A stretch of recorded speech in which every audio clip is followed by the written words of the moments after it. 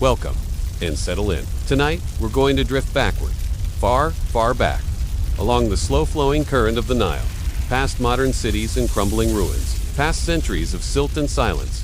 We're going to arrive in the land of the pharaohs, not in a moment of grandeur, nor inside a tomb of gold, but right in the middle of a long, sun-scorched day. This is not the Egypt of sweeping cinematic shots or exalted monuments. This is Egypt as it truly was for most who lived it. Dusty, ritualistic, incredibly structured, and, for the average person, difficult. So take a breath, let your eyes grow heavy, and allow the rhythm of a vanished world to slowly take shape. Over the next 2 hours, we'll explore what life was like, not for the gods or kings, but for the people who served them. We'll wake before dawn to join the laborers who toiled under the sun. We'll walk beside a pharaoh who dared to think differently. We'll wander the corridors of untouched tombs. And finally, we'll sit at the table of kings, beneath flickering oil lamps and behind walls painted with eternity. Let us begin, then, with a single question. What would it really be like to live just one day in ancient Egypt? Why, you wouldn't last a day in ancient Egypt. Imagine yourself waking to the sound of nothing but the rustling reeds and distant calls of ibis. The morning is cool for a brief moment, but the heat is already beginning to press in. Your bed is a woven mat, laid on packed earth. There is no privacy, and no furniture beyond a low stool and a ceramic jug of stale water. You slept lightly, most people do. For sleep comes in fragments, when the night buzzes with mosquitoes and the occasional bark of wild dogs. You rise before the sun, because the day begins not when you choose, but when the overseer expects you to be ready. You throw on your simple linen kilt, perhaps the only garment you own. It is stiff with dust. Your feet are bare. They will stay that way until they are cracked and caked with mud and straw. You are not a priest, nor a noble, nor a soldier. You are a laborer. Your task today, as it has been all week, is carrying blocks of stone along a rising embankment for temple construction. Not the pyramids, no, those are long past. But monuments still rise in the names of kings, and someone must lift the pieces skyward. The walk to the site is long and dry. The sand clings to your ankles. Along the way, you pass irrigation channels, dug and maintained by men like you. The fields are green with barley and flax, but you know these crops are not yours. They belong to the temple, to the estate, to the officials. The scribes track every stalk. Breakfast, if you're lucky, was a flat cake of barley bread and some sour beer, more like a cloudy, porridge-like liquid. It fills the stomach. That is enough. At the work site, the sun is already intense, pouring down like a second skin. There is no shade. You haul and haul again, taking breaks only when the foreman allows. Water is brought in clay jars, but it is warm and shared. There is no indulgence in this work, only rhythm, repetition, and the distant hum of commands spoken in tones that suggest divinity. Sometimes, a scribe will walk by with a tablet, recording who is present. If you are sick, you must prove it. If you complain, you are noted. And yet, in this hardship, there is routine. There is a kind of peace in the predictability. You know what to expect. At midday, you might crouch beneath the shadow of a stone block for a brief rest. Around you, men chew, date paste, or take silent naps. Eyes closed, hands resting on knees, letting the dust settle on their skin like powder. Back at home, your wife might be weaving or grinding grain between stone slabs. If she's fortunate, she has enough to trade for oil or salt. If not, she waits for you to return with your daily rations. Not wages in coin, but payment in bread, beer, onions, and maybe dried fish. Children run barefoot. They play with carved wooden animals or toss pebbles. They will begin their own chores soon, helping in the fields, fetching water, chasing chickens. Education, if any, is reserved for those born into scribal families. The evening comes slowly, with golden light stretching across the Nile. You make your way back with aching legs and sunburnt shoulders. The scent of clay ovens, baking bread drifts across the village. The air is heavy, still warm. Someone plays a flute. It's not music for dancing, just a soft, wandering melody that loops like the river itself. You wash. If water is available, you eat. You lie down again on the hard floor, your body sore, your eyes dry, your thoughts already fading. And tomorrow, it begins again. This was not a dramatic life, but it was a real one. The life most Egyptians lived. Their names are lost, their bones returned to the sand. But in their daily steps, they built a civilization. And now, as the sun sets behind the temple's pillars, let us step away from the common path and toward a different kind of figure. One who ruled and redefined. That very sun. You might think the Nile brought relief, and in some ways, it did. Its slow, dependable flood each year made life in Egypt possible. The soil turned dark and rich, allowing crops to grow.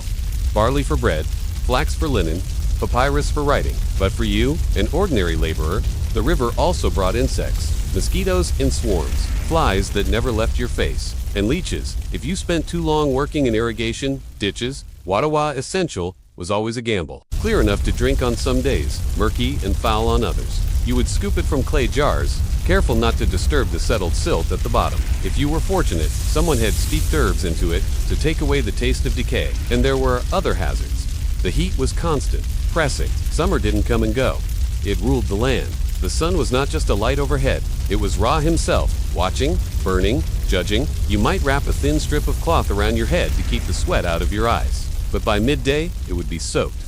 The linen yellowed by salt and time. Your hands, calloused and cracked, were your only tools. Unless you were assigned to haul sledges or swing picks, you worked with stone and mud brick, lifting with others in a long, silent chain of motion. No gloves, no sandals, and little room for rest. And then, there was the ever-present expectation of ritual. Life in Egypt was not secular.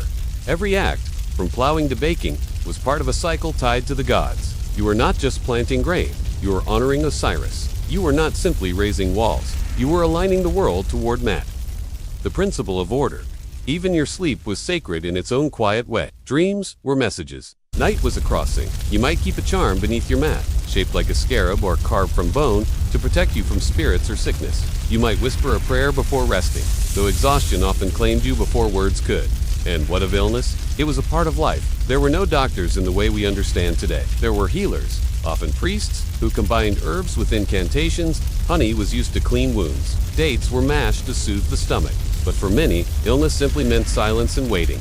Your neighbors might bring you water.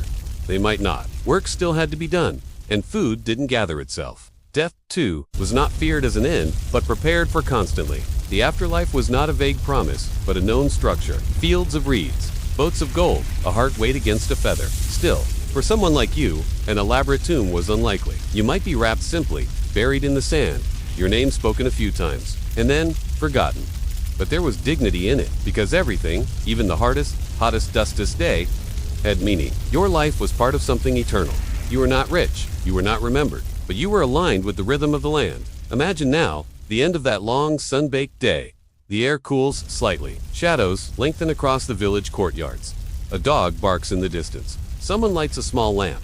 Its flicker, casting a soft golden light on mud brick walls. You chew a final piece of bread, drink the last mouthful of beer, and stretch out on your mat. The stars above you are the same stars the gods once sailed through in sacred stories. Orion, known to you as SSA, rises in the east. Tomorrow, the cycle will begin again.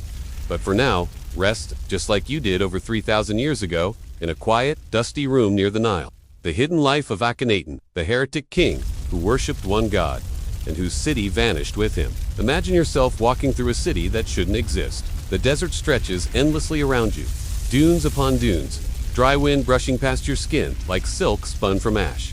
But then, a strange sight, rising suddenly from the earth, tall pillars, colonnades, and whitewashed temples gleaming under the merciless Egyptian sun. You are standing in Akhenaten, the horizon of the Atan, a city built for a god of light. And at its center, a man whose name still echoes in quiet controversy. He was born as Amenhotep IV, son of a powerful king, grandson of rulers who upheld the vast pantheon of Egyptian gods. But something shifted in him, something quiet at first, but instead of bowing to Amen and the other great deities, he turned his face to the sun. Not the sun god as many had known Ra in his many aspects, but a new god, the Atan, not a figure or a being, but the disk of the sun itself. A shape in the sky, light, life, heat, all emanating from one source. He renamed himself Akhenaten, and then, with a force of will that reshaped a kingdom, he built an entirely new capital. Imagine the rush of workers, thousands of them, hauling limestone blocks across dry valleys, priests in white linen, confused, displaced, artists suddenly free to break from centuries of rigid forms. Wasno showed fluid bodies, elongated faces, tender moment. The royal family portrayed not in eternal stillness, but touching cheeks, holding hands, playing with children. And Akhenaten himself, tall, narrow-chested, with a face unlike any pharaoh before. Some say it was a true depiction. Others believe it was symbolic, a way to express closeness to the Atan, a divine androgynous figure between earth and sky. In this city, there were no dark sanctuary, no statues hidden in temples. Worship took place in the open, beneath the sun itself. The god was light, and it was meant to shine on all. But not everyone rejoiced. The priests of Ammon, once powerful beyond measure, were stripped of influence. Old temples closed. Ancient rituals halted. The balance of power had shifted overnight, and far from the sacred cities of Thebes and Memphis, Akhenaten ruled in his strange city of sunlight, growing more isolated with each passing season. What was he thinking as he walked through the colonnades of Akhenaten? Did he believe he was purifying the world or escaping it? His wife Nefertiti stood by him, elegant, enigmatic. Her painted bust still gazes at us across millennia. For a time, she ruled beside him. Some say she may have even ruled after him, but eventually, cracks began to show. Letters from foreign kings arrived, pleading for aid in border conflicts. Egypt, once strong, now seemed distracted. The people, the farmers, the artisans, the soldiers felt forgotten. Worship of a distant, abstract sun disk offered little comfort in times of drought or hardship. Then, quietly, Akhenaten died.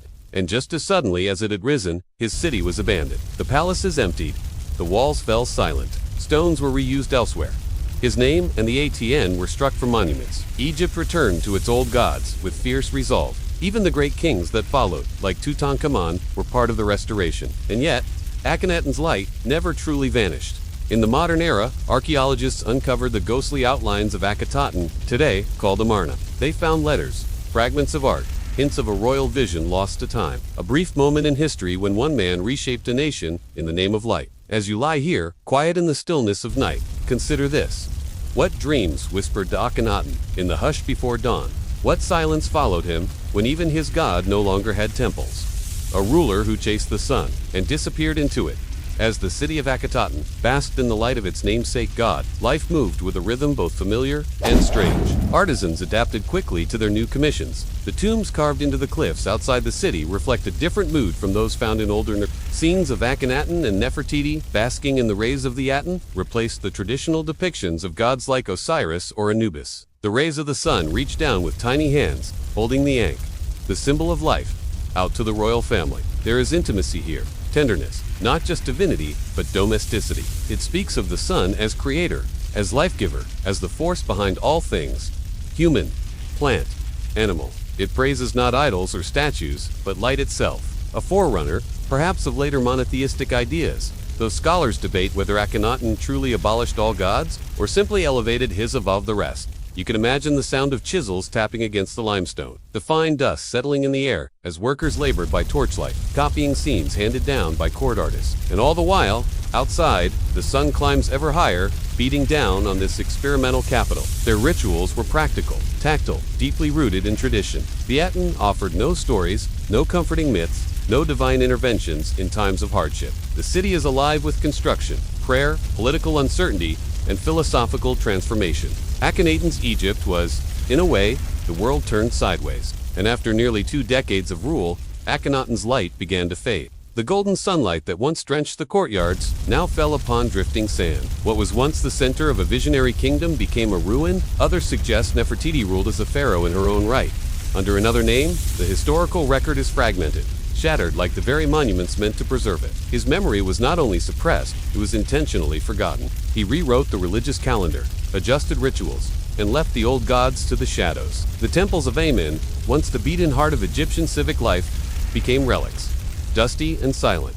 Imagine dust dancing in the sunbeams through a broken wall. Hear the quiet scratch of a scribe's read against papyrus. Feel the hush that follows when a city's voice is silenced. Others see it as a genuine spiritual revolution, a moment of transcendence in which Akhenaten glimpsed a higher truth. Meanwhile, Akhenaten composed hymns to the Aten poetry that survives to this day. They found homes, streets, pottery, personal items, traces of ordinary life amid extraordinary change. They found stelae proclaiming devotion to the Aten, carved into cliffs like secret prayers. They uncovered delicate art, letters, and half-finished tombs. One of these is the great hymn to the Aten, a long, elegant piece of praise, etched into the walls of a noble's tomb. You might wonder, why did he do it? Some say it was political, a means to weaken the powerful priesthoods, especially those of Amen.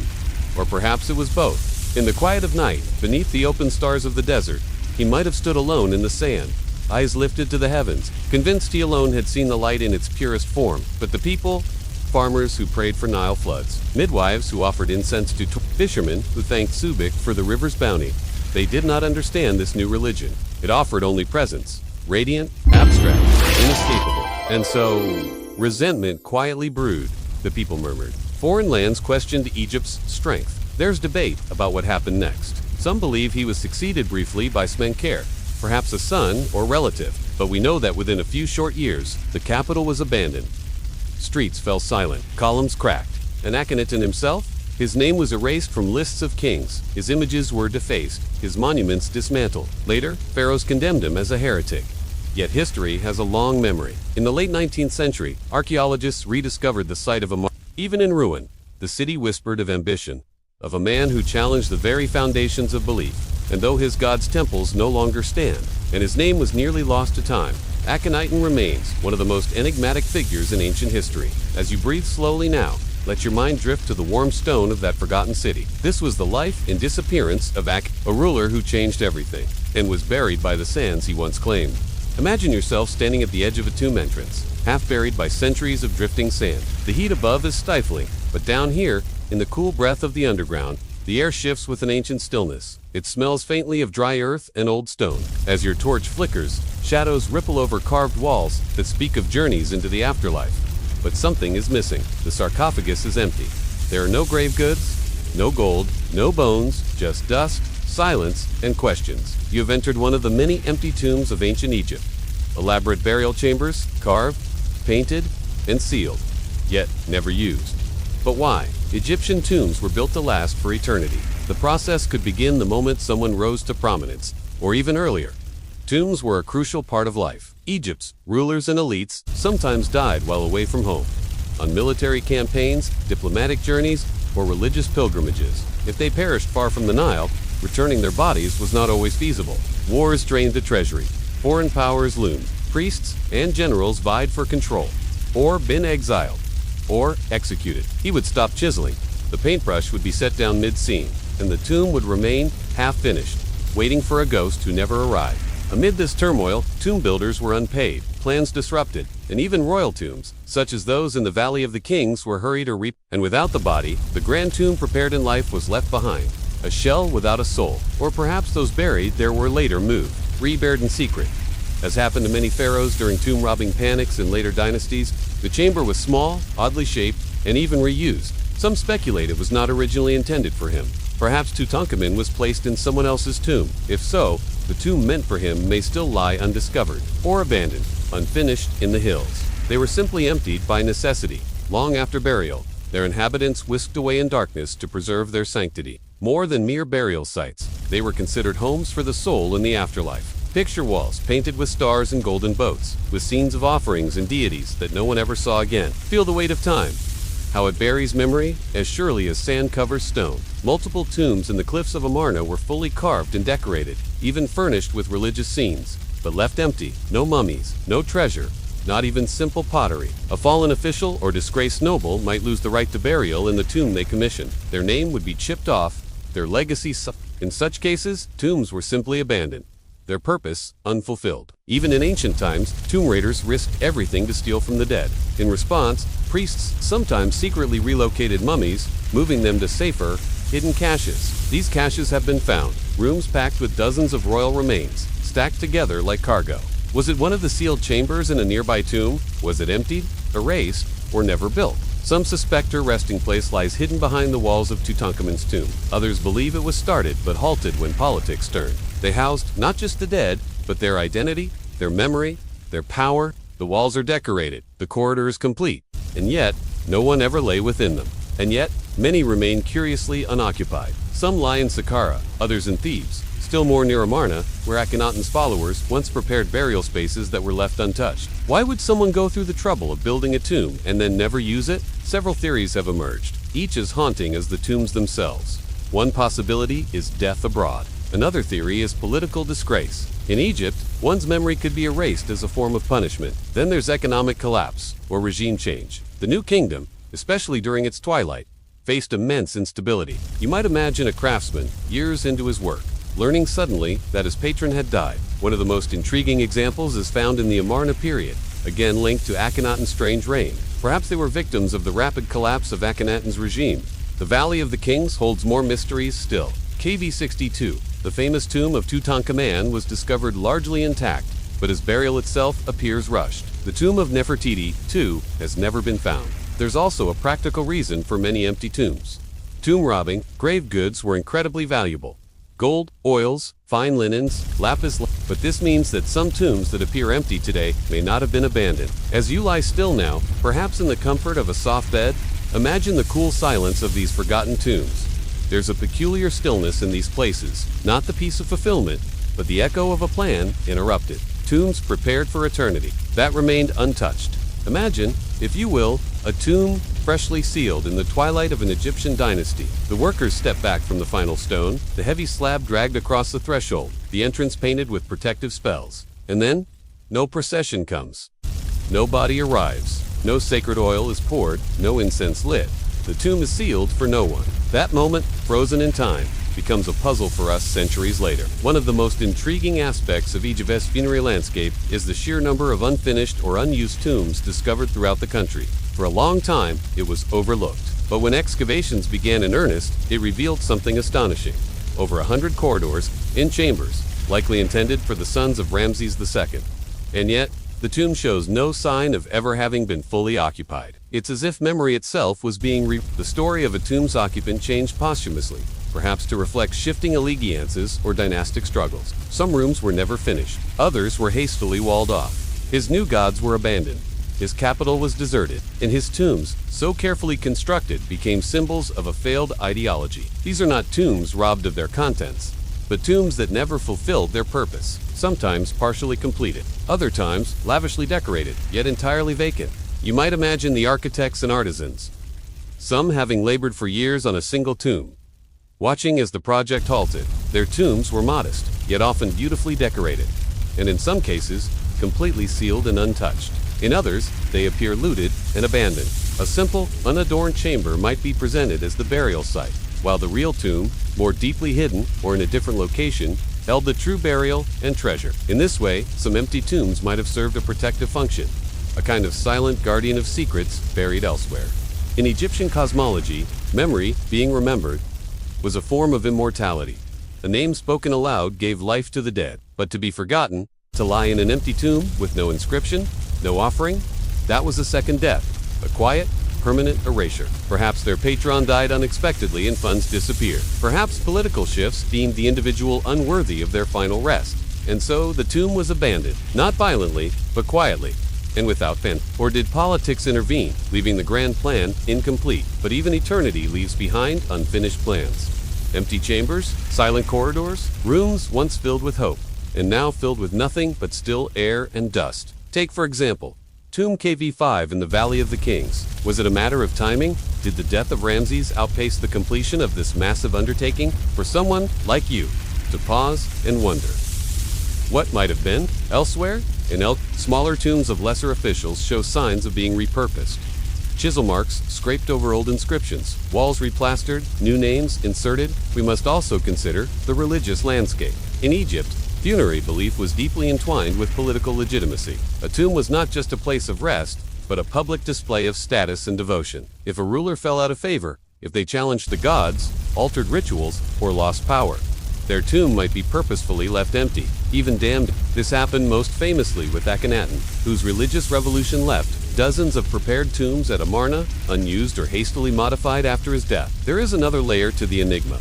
Decoy tombs. Some scholars believe that certain empty tombs were built to deceive, architectural misdirection to thwart tomb robbers. In the cliffs of Deir el-Medina, where the workers of the Valley of the Kings once lived, archaeologists have discovered private tombs of artisans who helped carve royal chambers. It raises the quiet question: who, even among the tomb builders, was truly laid to rest in peace? The sand covers many secrets, and perhaps that is the way it was meant to be. So we wonder, did some tombs remain empty because the person they were built for was forgotten?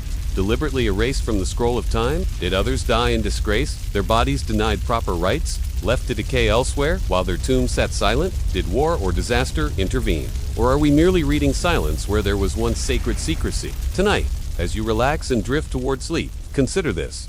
Egypt built for eternity, and so the tombs remain, waiting not for treasure or for scholars, but perhaps for remembrance.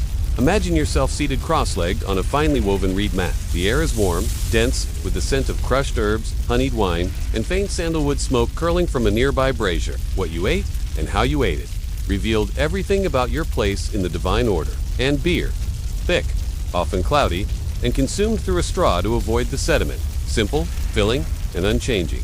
Their meals were functional, often eaten, squatting on the ground, or beside the fields. Around you, servants moved slowly, soundlessly, pouring wine from painted amphorae and arranging platters piled high with delicacies. You are in the home of a high official. Or perhaps, on a rare occasion, you glimpse the grandeur of the palace itself.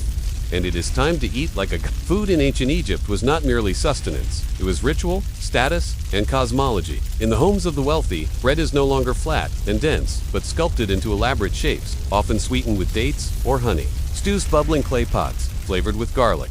Leeks and coriander, duck, goose, and pigeon, raised along the Nile, are slow roasted or dried for preservation. Offerings left in tombs weren't just symbolic. They were essential. Without food, the soul could not thrive in the afterlife. Figs and grapes are sliced and served fresh or pressed into cakes. Specific dishes might be tied to particular gods. Lettuce for men, god of fertility. Fish avoided altogether by some, due to associations with Seth, the god of chaos. These, too, were part of the banquet experience. Not for entertainment alone, but as acts of cosmic harmony, aligning the celebration with Mat, the sacred balance of all things. At the very bottom, the laborer's diet was repetitive. Rough barley bread, dried fish, onions, lentils, but now, rise through the social layers. As we ascend toward the elite, the diet becomes more varied, more aromatic, the scent of cardamom and roasted duck, and the distant hum of lyres echoing through a columned hall. But in these banquets, the dangers seemed distant. Here, under the soft light of oil lamps, luxury flowed like the Nile. Every bite he took, every sip of lotus wine, affirmed his divine status. In the stories, he did not merely eat like a god. He was a god. And then, at the very peak, comes the banquet of the pharaoh. It was about order, gratitude, and sacred continuity, a ritual as structured as temple rites, but carried out with laughter, music, and spice. The setting is ceremonial. Pillars painted with lotus motifs, ceiling stars gleaming above, and long, low tables covered in copper or even gold. The pharaoh rarely eats alone. Noble guests may be invited, as well as favored priests, scribes, and military leaders. But even here, seating matters. Who reclines closest to the king? Who receives which wine? Who is served first? The dishes are not just food. They are declarations. Imagine platters of honey-roasted ibex, fish wrapped in palm leaves and baked in clay, or rare cuts of beef soaked in beer and herbs, then charred over open flame. Trays of dates, almonds, and carefully peeled cucumbers. Jars of beer brewed with emmer wheat, richer and smoother than the common brew. And wine aged in amphorae, sealed with resin, labeled with the vineyard and year. Dessert may come in the form of sesame and honey cakes, chewy and dense, or bowls of sweet porridge garnished with raisins and pomegranate seeds. Yet even the most decadent meal was deeply spiritual. Egyptians believed food carried divine energy, so at these grand banquets, it was not unusual for priests to recite blessings over each course. You might see musicians in white linen robes plucking at harps and flutes, or dancers moving in slow, practiced rhythms. And what of the pharaoh himself? He might recline on a low dais, fanned by attendants, his cup refilled endlessly. There are records that some pharaohs had royal tasters to ensure safety. A quiet acknowledgement that power, even divine power, came with danger. And then, as the final course was served, and the music drifted into slower, sleepier tempos, the guests would rise, their hands washed with scented water, and they would bow low. The banquet ended not with dessert, but with incense, frankincense and myrrh, burned as a farewell to the gods who had, in essence, shared the table. Even in its most excessive moments, the Egyptian banquet was not about indulgence alone. As you lie back now, letting this vision dissolve gently in your thoughts, perhaps you carry with you the soft clinking of goblets. You may find it surprising that in a world so dominated by the cycles of agriculture and river life, food preparation in the palaces and wealthy estates of Egypt could be so painstakingly intricate. But every ingredient, every vessel, every bite served at a noble's table or a royal feast was selected with care, not merely for taste, but for symbolism, ritual purity, and cosmic alignment. In the kitchens behind these scenes, tucked in courtyards or semi-open chambers, servants and cooks would begin long before dawn. Fires were stoked using dried dung and chopped acacia wood. Some loaves were shaped into animals, ducks, fish, even lotus blossoms, before baking. In some depictions, we see the pharaoh holding a wide, fluted goblet, its rim reflecting the lamplight, while a priest or servant offers a blessing. The act of drinking was not casual. It was a confirmation of abundance and divine favor. First, light breads and fruit, then roasted meats and vegetables, followed by wine, and finally desserts and spiced brews. Each course was punctuated by musical interludes, a slow flute melody, or the drone of a single-stringed instrument called the goose liver, rich and buttery, was sometimes made into pizza-like spreads, served with slices of cool cucumber. Love, of course, but also the land, the gods, and the rhythms of life along the Nile. Even banquets for warriors or officials had this tender, meditative quality. Fruit, especially dates, sycamore figs, and pomegranates, were chilled in large clay jars, a rare and pleasant sensation in the desert heat. Honey or carob syrup was drizzled on top, and sesame seeds scattered like golden dust. If he lifted his cup, so too did the room. His presence made the feast sacred, and his approval could elevate a simple cook to high esteem or mark a guest for future honor. In a world shaped by heat, river, and divine rule, the act of eating quietly, ritually, gratefully, connected each person to the eternal. To lie back, let your mind drift among the perfumes and music of a time long gone, and ease into the quiet final reflection. In those times, banquets became fewer and more symbolic, bowing and disappearing into the corridor. The night outside warm, the stars beginning to wheel slowly overhead. Bread shaped like fish might be offered in place of actual fish. Wine watered down, meat replaced with lentils and chickpeas. The ritual remained, but the substance dimmed. Mortar and pestle sang with the dull thud of spices being ground. In Egypt, eating was always more than filling the stomach. It was a reenactment of divine order. Every taste, every scent, every slow motion of serving and receiving was meant to echo a time when gods walked among men and shared meals with their chosen. Long stone slabs were used to roll and knead bread dough, while the air filled with the mingled scents of cumin, dill, and pungent garlic. But wine in Egypt came in a dazzling variety, red and white, spiced or sweetened, some aged and reserved for ritual use. The very best vineyards were cultivated in the delta, and amphorae were labeled not only with the name of the estate, but sometimes even with poetic inscriptions, such as wine of life or joy of the horizon. Even the simplest bread for a banquet might be adorned. Fish, pulled fresh from the Nile, might be preserved in brine, smoked, or cooked in earthen pots, along with leeks, coriander, and olive oil. And as for drink, wine was the favorite beverage among the upper classes. Ceremonial cups, often made of alabaster or gold, were used only on sacred occasions. Now, let's look beyond the food to the structure of the feast itself. Guests did not serve themselves. Trained attendants moved in careful formation, offering small trays of dishes in a particular order. While guests ate, they often listened to poetry, a favorite topic, and what of Pharaoh himself, the living god, he often ate alone or in a raised area apart from others. No one turned their back to him. If he spoke, all listened. Yet even in this golden glow, there were shadows. Scribes sometimes wrote of food shortages, poor harvests, spoiled grain, or Nile floods that came to high or not at all. Still, even these humble substitutions held meaning, and in this, the banquet fulfilled its highest role, as communion, as celebration, and as sacred continuity. As the final harp notes fade and the flames of the oil lamps shrink into small glowing dots, you may imagine the guests now rising. You are left with the lingering taste of honeyed bread and the comfort of ceremony. And so, as we draw this banquet to a close, you are invited to rest. When you're ready, we will gently step into the conclusion of tonight's journey.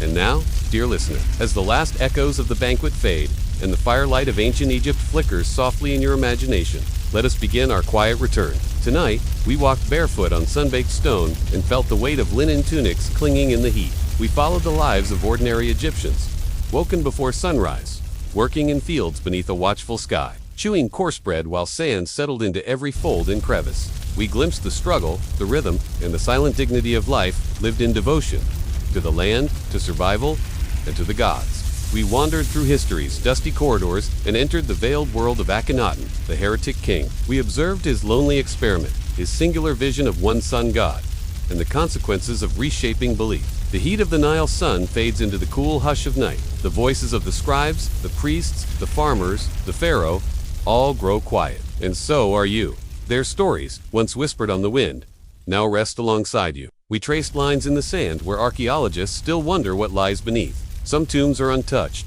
others looted or never completed. But tonight, you carried them in your mind just for a while. And now, with eyes half closed, you may let them go. And still others may wait, in silence, for the soft brush of discovery. His city rose and vanished, as dreams so often do. We stood quietly among the tombs, both full and empty. And finally, we sat at a pharaoh's table, tasted honey cakes and lotus wine, and witnessed how even eating could be sacred, a ritual of continuity, of offering, of divine connection. In these spaces of gold and stone, where gods were honored in the form of flame, fruit, and music, we saw the clearest reflection of Egypt's soul. Now, as your breathing slows and your thoughts settle gently like the desert dust, you may feel the weight of the centuries lifting. This world we visited is long gone.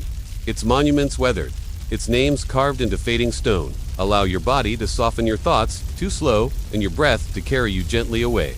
The journey is done. The past is at peace. Sleep well. Welcome. Tonight, you're invited to step back into a quieter world. A world defined by order, ritual, and soft lantern light. A place of sliding doors and polished wood, of silk sleeves brushing against tatami floors, and the steady rhythm of life beneath tiled rooftops and towering castle walls. And Sipti beside the powerful daimyos who shaped an age. This is Edo period Japan, where the towns surrounding the mighty castles were not just places of residence, but reflections of a society shaped by honor, duty, and strict routine. But with the ordinary people, simply allow the imagery to unfold softly as your mind drifts. These stories are meant to soothe and settle, not to excite. Let the quiet patterns of the past lull you into sleep. Over the next 2 hours, we'll gently walk through the structured streets of a Japanese castle town. Observe the careful rise of a warlord who became a shogun, peer into the intricate defenses of Himaji Castle. But don't worry, there's no need to follow every detail. We begin, as always, not with the generals or what it was really like to live in a Japanese castle town. Imagine yourself waking before dawn, your room dimly lit by the first pale rays of morning sneaking through the shoshi screens. The sounds outside are subdued. The rustle of straw sandals, the faint thump of a wooden door sliding open, the splash of water being drawn from a barrel. Peace, however, comes with rules. Lots of them. You live in a jokamachi, a castle town. It is the IDO period, and Japan has not seen war in many generations. You are perhaps a rice merchant's apprentice, or the child of a craftsman who works lacquerware. Your world is humble, but stable.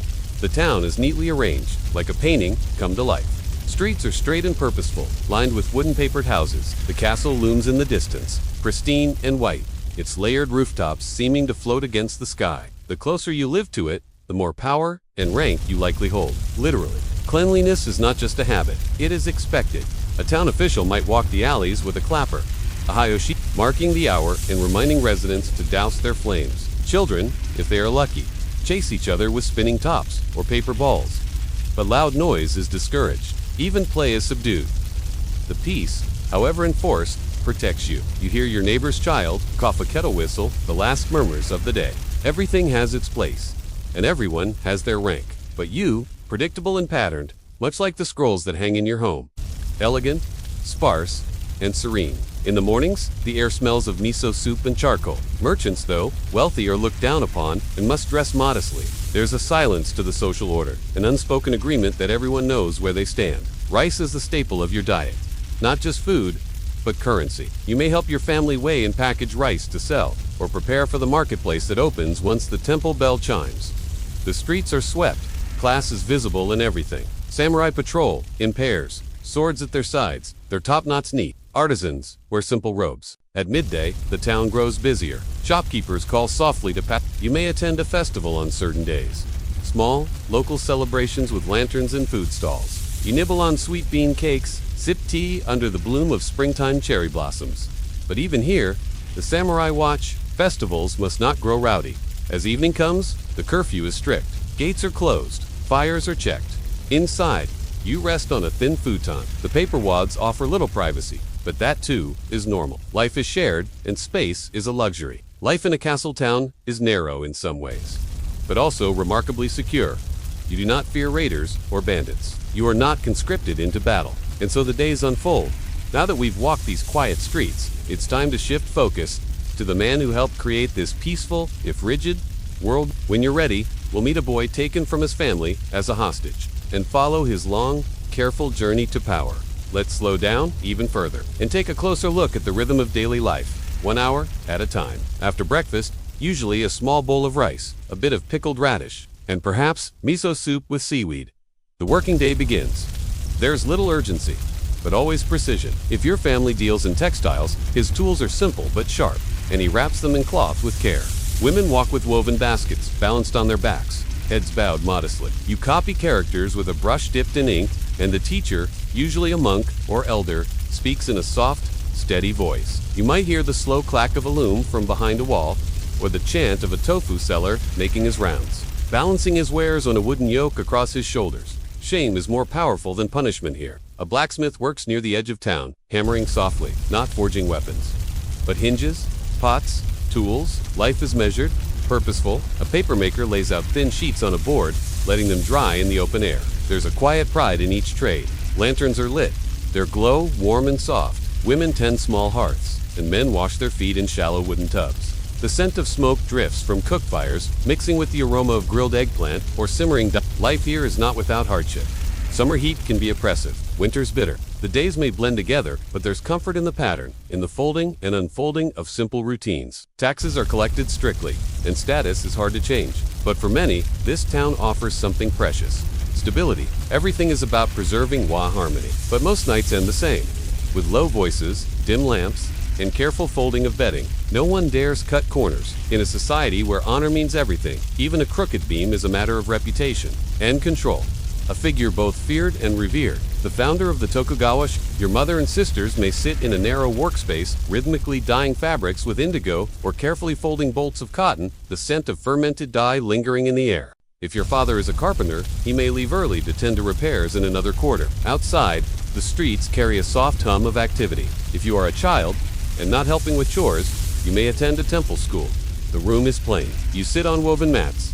Lessons are quiet. Discipline is firm, but never loud. By midday, the air may grow warm. You might retreat into the shade of a shop overhang or under the low eaves of your home. Lunch is light. Leftover rice, mixed with barley, perhaps a slice of dried fish. You sip barley tea from a small ceramic cup. No one rushes. There is time. In the afternoon, tradesmen display their goods. The pace never quickens. Even hard labor, gathering wood, mending roofs, hauling sake barrels, is done with the same deliberate care. And as the sun begins to set behind the white walls of the castle, shadows stretch across the narrow streets. Evening meals are simple. Conversation is hushed. There is no music, no spectacle, unless it's a festival day. Outside, a watchman walks slowly through the alley, striking two wooden blocks together. The Hayoshiji, again, a reminder that the town is safe, and that all flames must be extinguished. As you lie on your futon, the quiet wraps around you. In this world, everything has its place. Everyone has a role. The castle above may symbolize power, but for you, it is simply part of the horizon. Always watching, always there. And now, gently, we shift our gaze from the townspeople to the man who shaped this world of peace. The rise of Tokugawa Ieyasu. Imagine a quiet child, born into a fractured land. It is the year 1543. The fields of Japan are green, but the country itself is divided. A patchwork of warring states, each ruled by powerful feudal lords called daimyo. His childhood is not filled with play or laughter, but with fear, observation, and long days spent watching armored men discuss war and loyalty. Yet through all of this, he endures, he listens, he survives. Even as a child, he learns that silence can be powerful, that patience can be a weapon. Great generals rise and fall in quick succession. Armies march, castles burn, and alliances shift like sand. The boy, named Matsudra Tokuchiyo, is born in the province of Maka. He does not yet know that he will one day be called Ieyasu, and that his name will echo through centuries. He begins to study, not just swordsmanship, but the quiet art of politics. When Oda Nobunaga rises to power, Ieyasu becomes his ally. Not his equal, not yet, but a trusted partner. That title belongs forever to the imperial family in Kyoto, a place that will, centuries later, become Tokyo. Instead, Ieyasu receives a different title, Shogun, the supreme military ruler. In truth, he becomes the one who holds power. A time of peace built on the memory of chaos. A nation held together not by one man's charisma, but by an invisible web of law, duty, and silence. He orders daimyo to spend every other year in IDO, forcing them to leave their families behind when they return home. A quiet insurance policy against rebellion. His descendants will rule until 1868, over 2.5 centuries of peace. No grand cataclysms. No more civil war. Roads are monitored. Ports are watched. Christianity is banned. And the world is kept ... out. Real power. When Nobunaga is betrayed and killed, Ieyasu mourns and waits. Where beauty hides secrets and design is a kind of defense. And when he finally returns to his ancestral province as a young man, he does so not with fury, but with precision. He is not born into comfort. At the age of just 6, he is taken from his family, sent as a political hostage to a rival clan. He speaks little, writes often, and designs a system of governance so meticulous, so carefully structured, that it will last over 250 years. He is moved again, traded like a chess piece between clans. First to the Imagawa, then to others. By his teenage years, the boy is already calm beyond his age. The Sengoku period, the age of warring states, has torn Japan apart for over a century. Armies clash in the fog. Thousands fall. Betrayals turn the tide. But when the dust settles, it is Ieyasu who stands unbroken.com/steady. Victorious, Ieyasu watches it all. Carefully, he does not rush. While others charge into battle seeking glory, Ieyasu builds alliances. Then comes Toyotomi Hideyoshi, another bold unifier. Ieyasu does not oppose him. He submits and waits. And when Hideyoshi dies, leaving a young son as heir, Ieyasu moves. The battle that follows, the Battle of Sakigahara in 1600, is swift, but not without uncertainty. He does not crown himself emperor. He establishes his capital not in the chaotic battlefield of Kyoto, but far to the east, in a quiet fishing village once called Edo. From this new center, Ieyasu begins his life's final and perhaps greatest work, creating a Japan that would no longer be at war. Imagine him now, an old man dressed not in grand robes, but in the muted garments of a samurai. He divides society into strict classes. This is the birth of the Tokugawa. Ieyasu dies in 1616, but his shadow lingers. But peace always has its price. For now, rest in the world he created. A world that whispers rather than shouts, that controls rather than conquers. In the next chapter of our journey, we'll step quietly into one of the most iconic symbols of that era, a castle of wood and stone. As the newly appointed shogun, Tokugawa Ieyasu does not indulge in lavish celebration. His vision is not of temporary triumph, but of enduring control. While other rulers throughout history may have basked in their conquests, Ieyasu's eyes are fixed on permanence, on stability. It is not extravagant, but it is orderly. Men bow deeply. Conversations are quiet and formal. Even the architecture speaks of restraint. Wood, paper walls, sliding doors that hush open and closed with the softest sound. Theater becomes stylized. Poetry remains bound by old forms. Beauty is celebrated, but it must be contained, refined, predictable. Foreign influence, especially from European missionaries and merchants, is watched closely. Christianity is seen as a threat, not for its spiritual content, but for its potential to disrupt loyalty to the Ieyasu moves to limit this, eventually enforcing a policy of isolation that will define Japan for over 2 centuries. It is not grand in the traditional sense, but it is lasting. Through him, Japan enters what is perhaps its most peaceful age, the Edo period, an era defined not by war, but by quiet discipline. And so, his next steps are not dramatic, but methodical. He is not the brash warrior of earlier decades. He has become something else entirely, a quiet architect of peace. But above all, he watches. But even this final gesture is layered in purpose. It is not just about honoring a ruler. It is about reinforcing the Tokugawa legacy, creating a place of pilgrimage, reverence, and memory that binds future generations to the shogunate. The samurai must live in castle towns. The farmers must remain on the land. His words are not fiery speeches or dramatic memoirs, but letters, policy, documents, and advice to his descendants. Each one crafted with the care of someone who has lived through chaos and now chooses caution. The merchants who grow increasingly wealthy are still ranked low, their status kept in check by dress codes, taxes, and rigid custom. Imagine yourself walking through the shogunal court in Edo during those early years. Ieyasu focuses on rules. Many rules, not chaotic laws to be enforced with violence, but carefully layered regulations, meant to keep the entire social order in balance. Even art is touched by these controls. In this world, Ieyasu is both present and distant.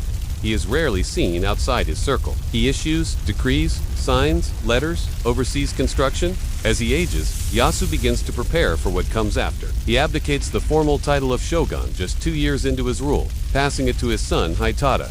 But this is not a true retirement. It is a strategy. By stepping aside, he trains his successors under his guidance, while still controlling events from behind the scenes. In this way, he ensures that the power of the Tokugawa family does not die with him. Meanwhile, in the quiet chambers of Sunpu Castle, his chosen place of and though Japan is at peace, his mind remains alert. Picture him now, in his later years, moving slowly through a garden. Gravel paths raked into quiet patterns, pine trees carefully pruned. When he dies in 1616, he is enshrined as a deity at a richly decorated shrine in the mountains. Yasu's legacy is not loud, and so, as you drift deeper into this stillness, consider the paradox of power, that sometimes the most enduring rule is built, not with swords or fire, but with patience, silence, and a deep understanding of human nature. Imagine standing before a great white castle, its tiers rising like wings into the pale blue sky. The stone base is wide and weathered, but above it, everything gleams. White plaster walls stretch upward in soft curves, like the feathers of a heron in flight. That's why the people called it Shirosagi-J, the White Heron Castle. Himeji Castle. Its beauty is immediate, but beneath that beauty lies something deeper. Intention. Himeji is not merely a palace. It is a fortress, a maze, a puzzle made of timber, plaster, and stone. To one side, a high stone wall, its rocks fitted together without more, relying only on weight, friction, and centuries of pressure. Narrow wooden corridors smell faintly of cedar and soot. Sliding doors conceal hidden chambers. The castle was not just made for fighting, it was made for waiting. The plaster, thick with slaked lime, was resistant to fire. In a time when cities were often consumed by flame, this was a quiet act of defiance against destruction. The steep roofs, tiled with black ceramic, were both beautiful and practical, designed to channel rain away and to confuse would-be climbers. Throughout, it had existed in smaller versions before, but it was the feudal Lord Ikeda Teramasa, a Tokugawa ally, who expanded and perfected it. The project took nearly a decade and required thousands of workers, craftsmen, and laborers. But the result was something that outlasted war, politics, and time itself. The path curves left, then right, then climbs a few uneven stone steps, only to bend sharply again. Through the Meiji Restoration, through World War II, even through modern urban expansion, Himeji remained, quietly unshaken, the kind of enduring calm that can only come from something that has stood still, while the world around it has changed. Spiral staircases wind upward into narrower and narrower rooms. At the very top, the main keep opens into a modest chamber. Generations born, lived, and gone, and through it all, the castle remains. From here, one could look out in all directions, over rooftops, into the hills, and across the rice fields that once stretched far beyond the castle town. It's not a flaw in the design. This is strategy. To the other, a tall wooden gate that creaks softly open. Let your thoughts step slowly into the outer gates. The ground beneath your feet is smooth-packed earth. You hear only your own footsteps, the gentle whisper of wind brushing over plaster, the distant flutter of paper shutters, and as you enter deeper into the structure, the noise of the outside world fades away. You pass through, but not straight ahead. Enemies entering these walls would be slowed, turned, and funneled into narrow corners. Arrows could rain down from above. Boiling water or stones could be dropped from slits in the walls, all without the defenders ever showing themselves. Himeji Castle was built not to welcome, but to disorient. Yet walking these paths peacefully, you notice none of that aggression. Inside the keep, the light becomes soft and filtered. There are hidden doors in the floors, spaces where guards once crouched silently, waiting in case of intrusion. The elegance of the white walls is more than decorative. Himeji Castle was completed in its final form in the early 1600s. Just after the rise of Tokugawa Ieyasu. It is one of the few castles in Japan that was never destroyed by fire, earthquake, or war. And today, when you walk its grounds, it offers something more than history. It offers silence, perspective. As you rest your thoughts here within the thick white walls and shaded rooms, allow yourself to imagine what this place has seen. Hundreds of years of seasons changing. When you're ready, we'll move from stone to silk and step gently into the world of the demon. Imagine yourself now standing within the winding corridors of the Castle's Middle Bailey, a zone nestled between the inner keep and the outer fortifications. It is quieter here, and the air is cool, touched by the filtered breeze slipping in between latticed windows. You pause. The floor beneath your feet creaks softly, its dark wood polished by centuries of movement. Here, one notices not only defensive strategies, but how deeply every inch was planned with subtlety. The walls are marked with sama, openings shaped like circles, rectangles, and triangles. These are not decorative. These are loopholes, each carefully crafted to allow archers and matchlock gunmen to fire at attackers without ever exposing themselves. When enemy commanders saw its sprawling complexity, its overlapping baileys, and its commanding position atop Imiyama Hill, many simply chose not to try.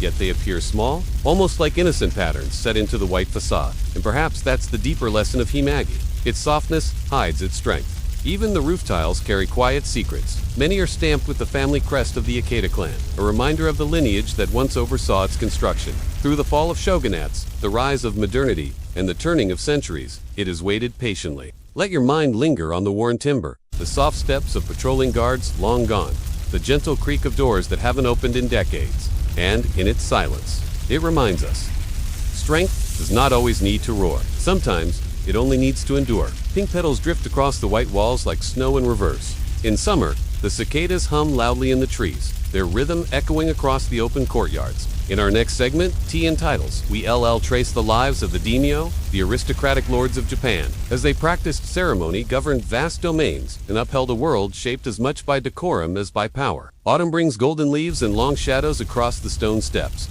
and in winter, the castle seems to disappear into the landscape, its white plaster blending with the snowfall. Quiet and watchful, these round, repeating emblems, known as mon, create a sense of rhythm when viewed from above. And for a castle like this, the greatest victory was never having to be defended at all. But during wartime, some of these tiles were hollowed out and filled with sand, a subtle fireproofing technique to protect against flaming arrows or the spread of blaze from nearby thatched buildings. Heimgi's maze-like layout, its staggered gates and deceptive courtyards, were part of what the Japanese called a shikuchi, a defensive plan intended to delay, confuse, and disempower.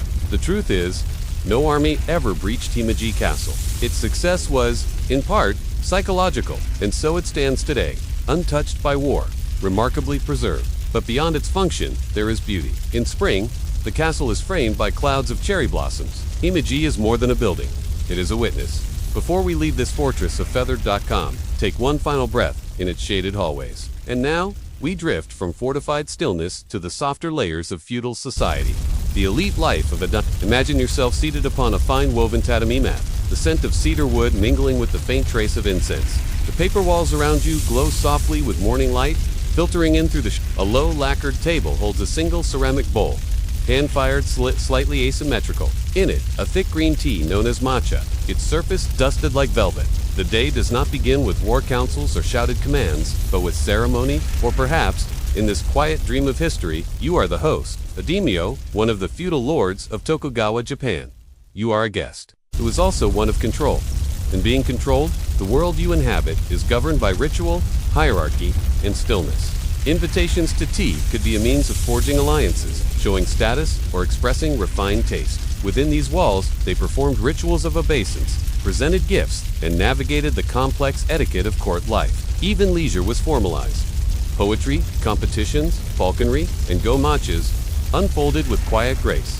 It was both a privilege and a burden. These journeys, known as daimyo juretsu, were spectacles of wealth, but they were expensive to maintain, and seasonal sweets, shaped like maple leaves or plum blossoms. Yet each dish was served in silence, with careful deference, according to rank. They administered their land, managed taxation, oversaw rice production, and maintained law and order. The daimyo would retire 2 chambers lined with folding screens, his head resting on a lacquered headrest. Outside, the garden pond shimmered under moonlight, the sound of a bamboo waterspout marking the hour with a hollow clunk. Daughters were pawns in arranged marriages, elegant pieces in a nationwide board game of alliances. But every policy was quietly shaped by the overarching authority of the shogunate. Power, in this world, was a mirror, appearing full while being carefully controlled. Lavish robes, decorated saddles, lacquered embroidered banners, all carefully orchestrated to reflect power without incurring the shogun's suspicion. The tools themselves, a prized tea bowl from China, a scroll of calligraphy by a master, a flower arranged with exacting simplicity, all spoke volumes about one's sophistication. The tea ceremony, or chinoyu, is no mere refreshment. It is a deeply symbolic performance. Every motion, every silence, carefully practiced. The water must be just so. Daimyo were required to spend alternating years at the shogun's court in Edo, leaving their families behind as a form of subtle hot. The result was a life of perpetual travel and display. The ladle is dipped without haste. The tea is whisked with calm circular strokes. Conversation is hushed. Attention rests on the now. The hum of the kettle, the curve of a cup, the subtle bow shared between host and guest. For the daimyo, this ritual is more than culture. It is diplomacy, but the life of a daimyo was not only refinement. The Tokugawa Bakufu instituted a system known as senkin katai, or alternate attendance. When a daimyo left his home province, he did so in a long, elaborate procession. Hundreds of retainers, footmen, horses, and porters moving slowly along the Tokedu Road. In Edo, the daimyo lived in residences regulated by rank, always under the watchful eye of the shogun's spies. Back in their own domains, daimyo were autonomous in name, but restricted in function. Within the daimyo's household, strict codes governed behavior. Wives and concubines lived in inner quarters, removed from public affairs. Sons were trained in swordsmanship and Chinese classics. Even dining reflected status. A daimyo's meal might include bento boxers of delicately cut fish, simmered vegetables served in nested and when night fell and the paper lanterns were extinguished, a certain quiet dignity remained. Even as we explore further into the daily rhythms of a daimyo's existence, one thing becomes clear. Status did not mean ease. Though they wore the finest silks and dined from gold-trimmed lacquerware, daimyo were often bound more tightly by protocol than even the humblest farmer by his fields. Imagine, now, a morning in early spring. The frost has just begun to lift from the pebbled garden paths. Each line, steady, deliberate, fluid, is a lesson not just in writing, but in discipline, patience, and aesthetic restraint. These ledgers are more than economic records. They are symbols of trust and control. Even a minor shortfall could draw suspicion from his tutor, a stooped scholar in a worn robe, corrects gently, murmuring softly about balance, flow, and meaning. A daimyo's residence is already stirring, not with noise, never with noise, but with quiet footsteps, soft instructions, the creak of rice paper doors sliding open. A small stream trickled beneath an arched wooden bridge. Koi moved slowly through still water. Servants moved like shadows, their eyes lowered, tending to preparations. In a side chamber, the daimyo's young son is seated cross-legged, learning the intricate brushstrokes of calligraphy. Perhaps a poetry reading, or a shared viewing of moonlight over sake served in porcelain cups. Then his petals. These moments were as much strategy as they were leisure. This was most apparent in the architecture around him. The daimyo's residence, though fortified, was designed not only for defense, but for calm reflection. The daimyo would remove his robes and settle beneath silk bedding, head resting on a wooden block cushioned with folded cloth. Just outside, guards paced silently beneath the watchtower's eaves. Beyond them, the lantern-lit streets of the castle town faded into darkness. Niches called tokonoma displayed seasonal flowers or incense burners shaped like plum blossoms or cranes. The furnishings were low, the light subdued. In this space, one did not speak loudly. One contemplated. Rooms were spare but harmonious, guided by the principles of wabi-sabi, the quiet elegance of imperfection, of things worn and transient. Elsewhere, the daimyo's chief steward reviews, inventories of rice, silk, and sake, the lifeblood of any domain. Despite the daimyo's elevated status, every action from his expenditures to his alliances was monitored. He could not build a ship, mint coins, or even marry without approval from Edo. A daimyo was a lord, but never fully sovereign. Yet, within these strictures, there was also a certain poetry, a way of life steeped in beauty and philosophy. Walls were adorned with hanging scrolls, perhaps a Zen poem or a landscape rendered in just a few Outside, the garden was no less curated. Pathways of raked gravel and stepping stones invited slow walks beneath the shade of pine and cherry trees. Gardens, like tea ceremonies, were another kind of language, one spoken in moss and stone, in silence and shadows. Occasionally, the daimyo would host guests, not for revelry, but for subtle political conversation. And still, over everything hung the awareness of hierarchy, of the need to maintain face, to uphold the values of loyalty, honor, and control. Even in sleep, there was formality. The night would end with a final round of inspection. Courtyard gates locked, torches extinguished.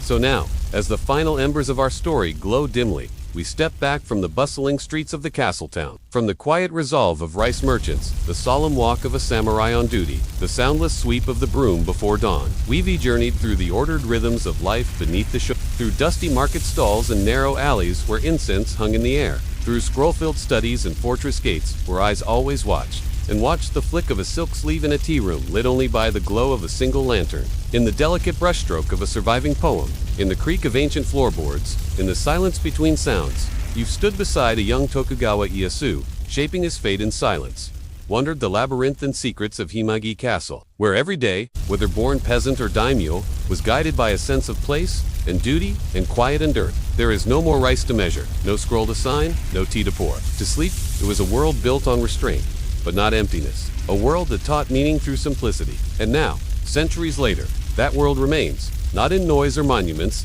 but in lingering traces of. Let your thoughts rest now, like sandals placed at the door. Let the dust settle on the road behind you. The paper walls close gently, the lamps dim, the rhythms of the past fade into the hush of the night. And here, in this stillness, you are safe to drift, to let the quiet order of another time lull you into deep, peaceful rest. Good night, beneath the fog and factory bells. Welcome.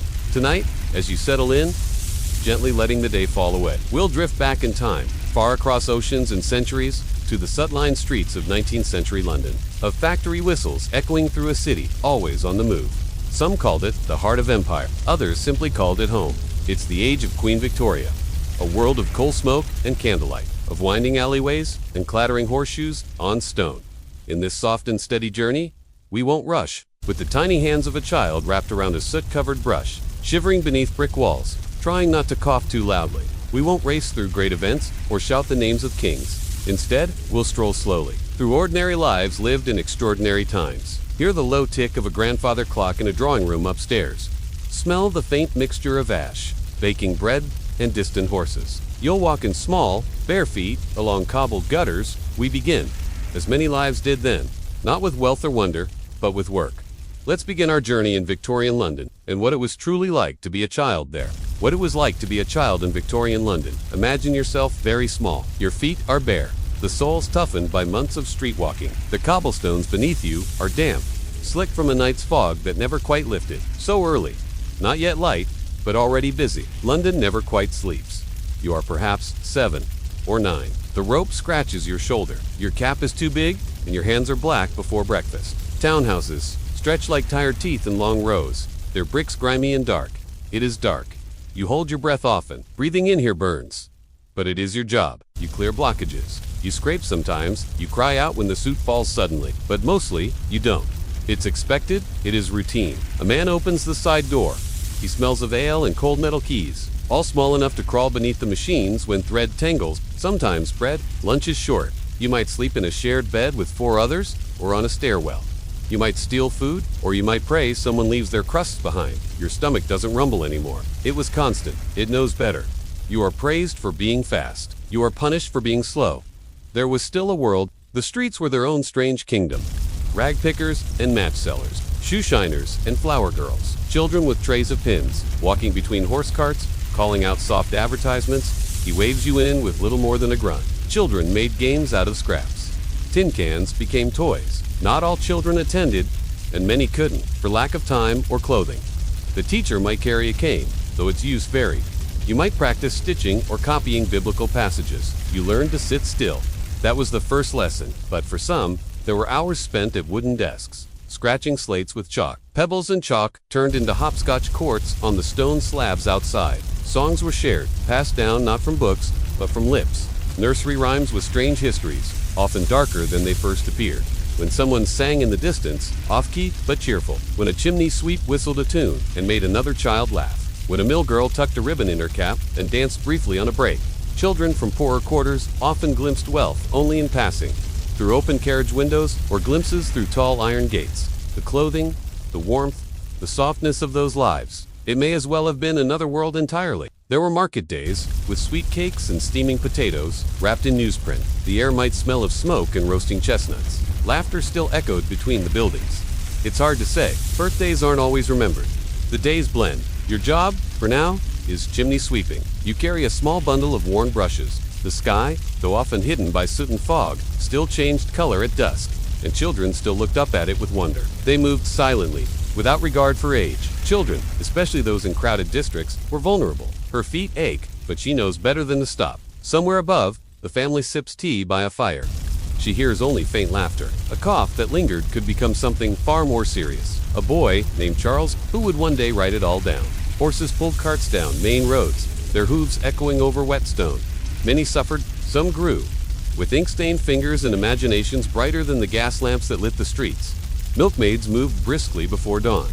Boys ran errands. Girls carried laundry across long streets to wealthier homes. You arrive at the first house, a tall one. Their day began before the masters did, and ended long after the last candle was snuffed out. We leave that world soot-stained and silent, and prepare to meet one of its most famous survivors. Inside, the world changes.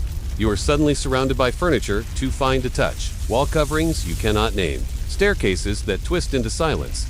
In a single room, one room for eating, sleeping, cooking, and sheltering from the thick fog that rolled off the Thames like a slow tide. There was no insulation, and drafts crept in around every frame. Blankets were shared, socks mended and remended until they resembled nets more than garments.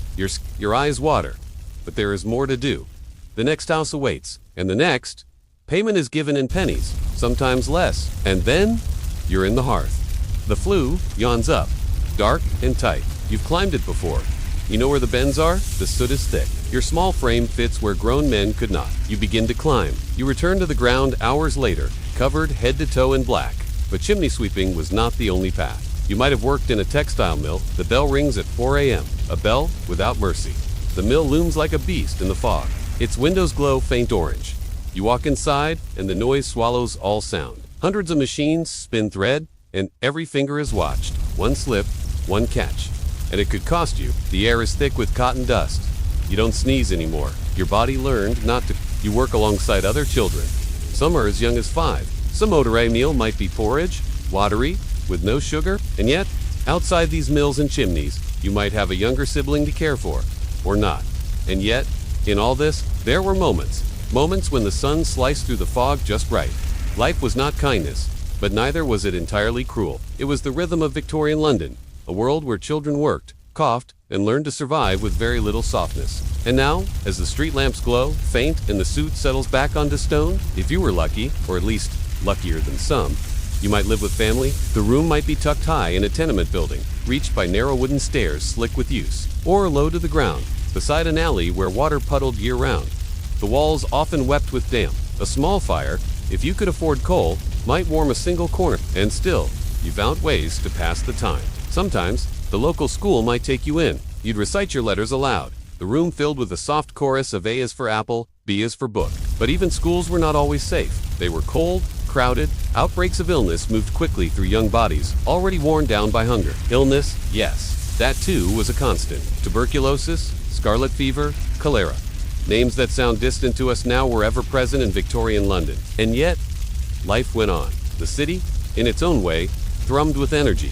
Not the joyful kind, but the endless churn of industry and labor. Many children worked for those homes. Scullery maids. They were called the youngest of the young servants, responsible for cleaning pots, sweeping ashes, fetching water. You might imagine her now, elbows deep in cold water, scrubbing the same pan for the 3rd time because it didn't shine quite enough. The social divide was not hidden. It was baked into every surface of the city. And yet again, even in hardship, there was resilience. You might find music in a narrow street, a fiddler playing outside a pub while children twirled in circles for spare coins. In the midst of so much grime and grayness, moments of brightness still flickered. There were stories told at night, passed from mother to child, brother to sister, about green fields far away, or adventures at sea. And some, like a certain boy working in a blacking factory by the river, began to imagine something more. In these narrow alleys and factory halls, children survived. One of those children would become the most famous voice of the Victorian poor. Let us turn now and gently trace his story. The life of Charles Dickens, from the shadows of the workhouse to the pen that gave voice to a century. Imagine now a narrow London street in the early 1800s. Not the London of power and politics, but the quieter one, lined with crooked buildings, laundry lines strung between windows, and the soft echo of cartwheels on cobblestone. Somewhere in the distance, a bell tolls the hour. And in one of those houses, simple, small, tucked behind a blacking factory, lives a boy named Charles, always watching. He is not yet the man who will write Oliver Twist or Great Expectations. He is a child, wide-eyed slight, not particularly strong, but inquisitive. His family was middle class, just barely. His father, John Dickens, worked as a clerk in the Navy Pay Office. His mother, Elizabeth, had aspirations toward gentility, and for a time, the family lived in a way that suggested stability, an imposing place where entire families sometimes lived behind locked gates. Charles Dickens was born in 1812, in Portsmouth, on the southern coast of England. But it was fragile, very fragile. Debts began to pile up, first in whispers, then in pounds and shillings. The economy of the time did few favors for the moderately poor, especially those trying to keep up appearances. Eventually, the cracks spread wide. Bottles of it. Thousands. The factory sat near the Thames River, damp, noisy, with the smell of chemicals and river rot thick in the air, the sense of utter abandonment. It was here, in this dark and humbling place, that his view of the world changed forever. When Charles was 12, his world changed abruptly. His father was sent to the Marshalsea debtor-s prison in Southwark. The cold Charles left the factory, but the shame lingered. And even after returning to school for a time, that feeling of having once been cast aside stayed with him. His mother and younger siblings went with the father, as was often customary. But Charles was sent elsewhere. Charles took jobs as a legal clerk, then as a court reporter. Under the pen name, he began to publish short sketches of London life, quiet pieces about cab drivers, street urchins, and twilight strolls along the riverbanks. Publishers, too. And soon, Charles Dickens began his rise. He observed the inner workings of British justice. Slow, bureaucratic, and, often, cruel. Names like Bleak House and Jarndyce v. Jarndyce would one day emerge from those long courtroom days. At just 12 years old, he was made to work. Each was full of characters who longed for dignity in a world that often withheld it. The crunch of boots on cobblestone, the steam curling from manhole grates, the heavy sigh of the city at rest, the gas lamps, a mood, the Artful Dodger, Fagin, and Bill Sykes were not mere inventions. They were composites of lives he had seen, perhaps even worked beside.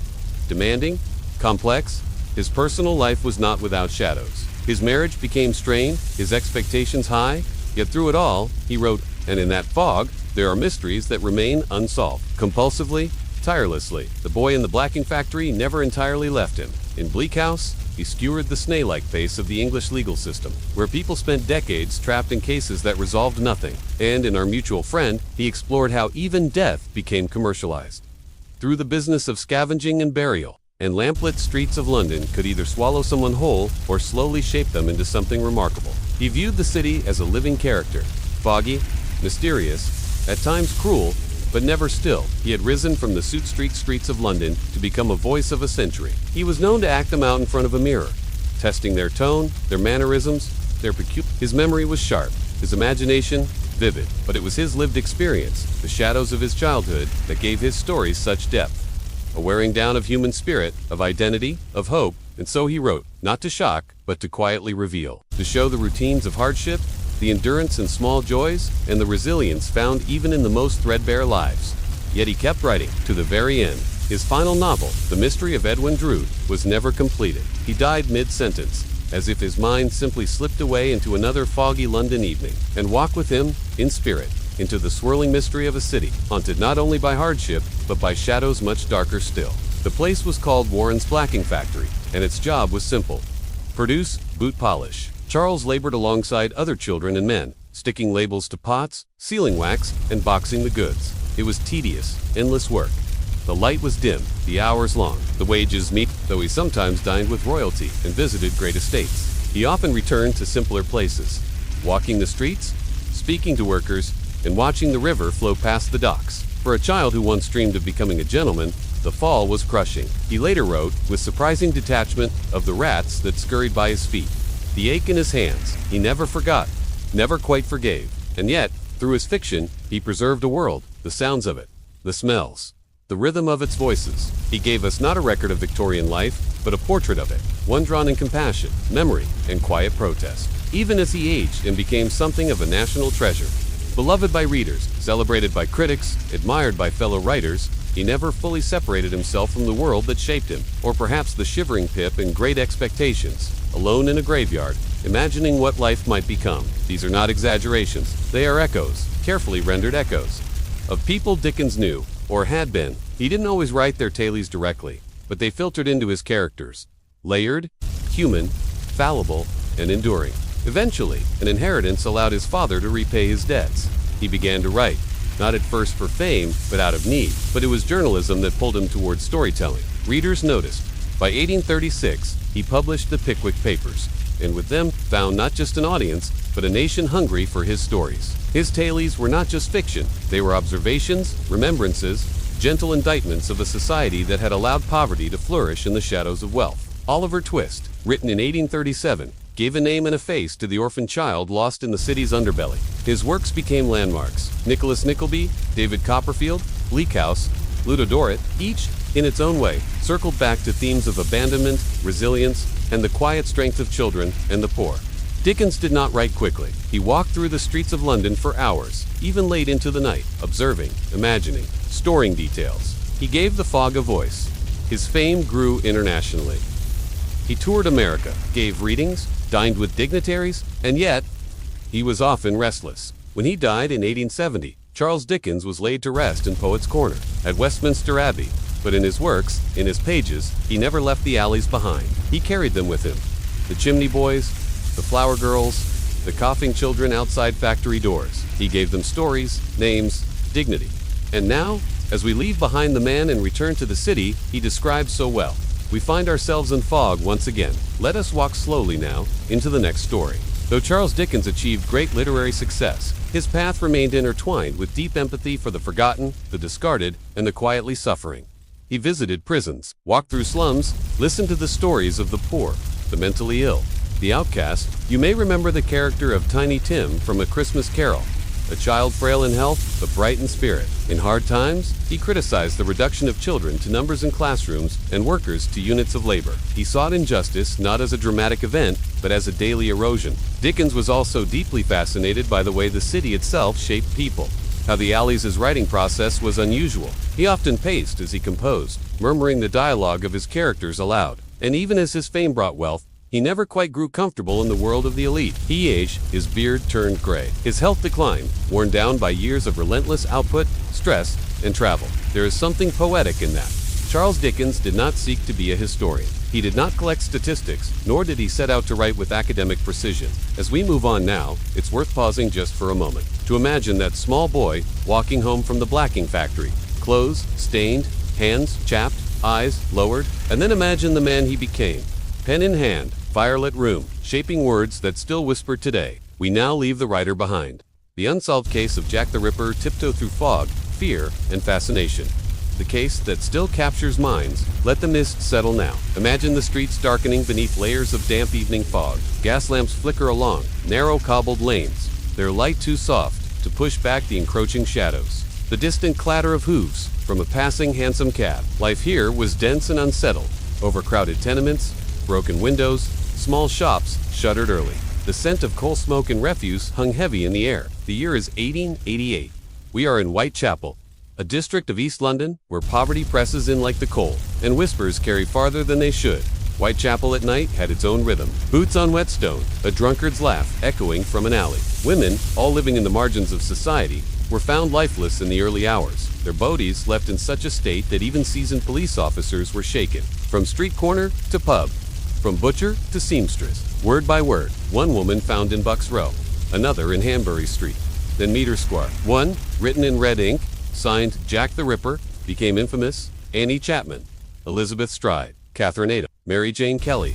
They lived hard lives, sometimes homeless, often sick, and always surviving in the harsh underside of society. Others, that it was a story exaggerated by the press, amplified by fear. What is clear is that whoever committed the crimes vanished into history, leaving behind not answers, but atmosphere. The violence done to them was real and devastating. Whether it was truly from the killer remains unknown, but it deepened the myth, gave shape to the faceless. We notice the quiet grief of a candle placed by a doorway. We trace the path of a constable, patrolling in silence. We walk slowly, quietly, away from shadowed alleys and into a more ordered world.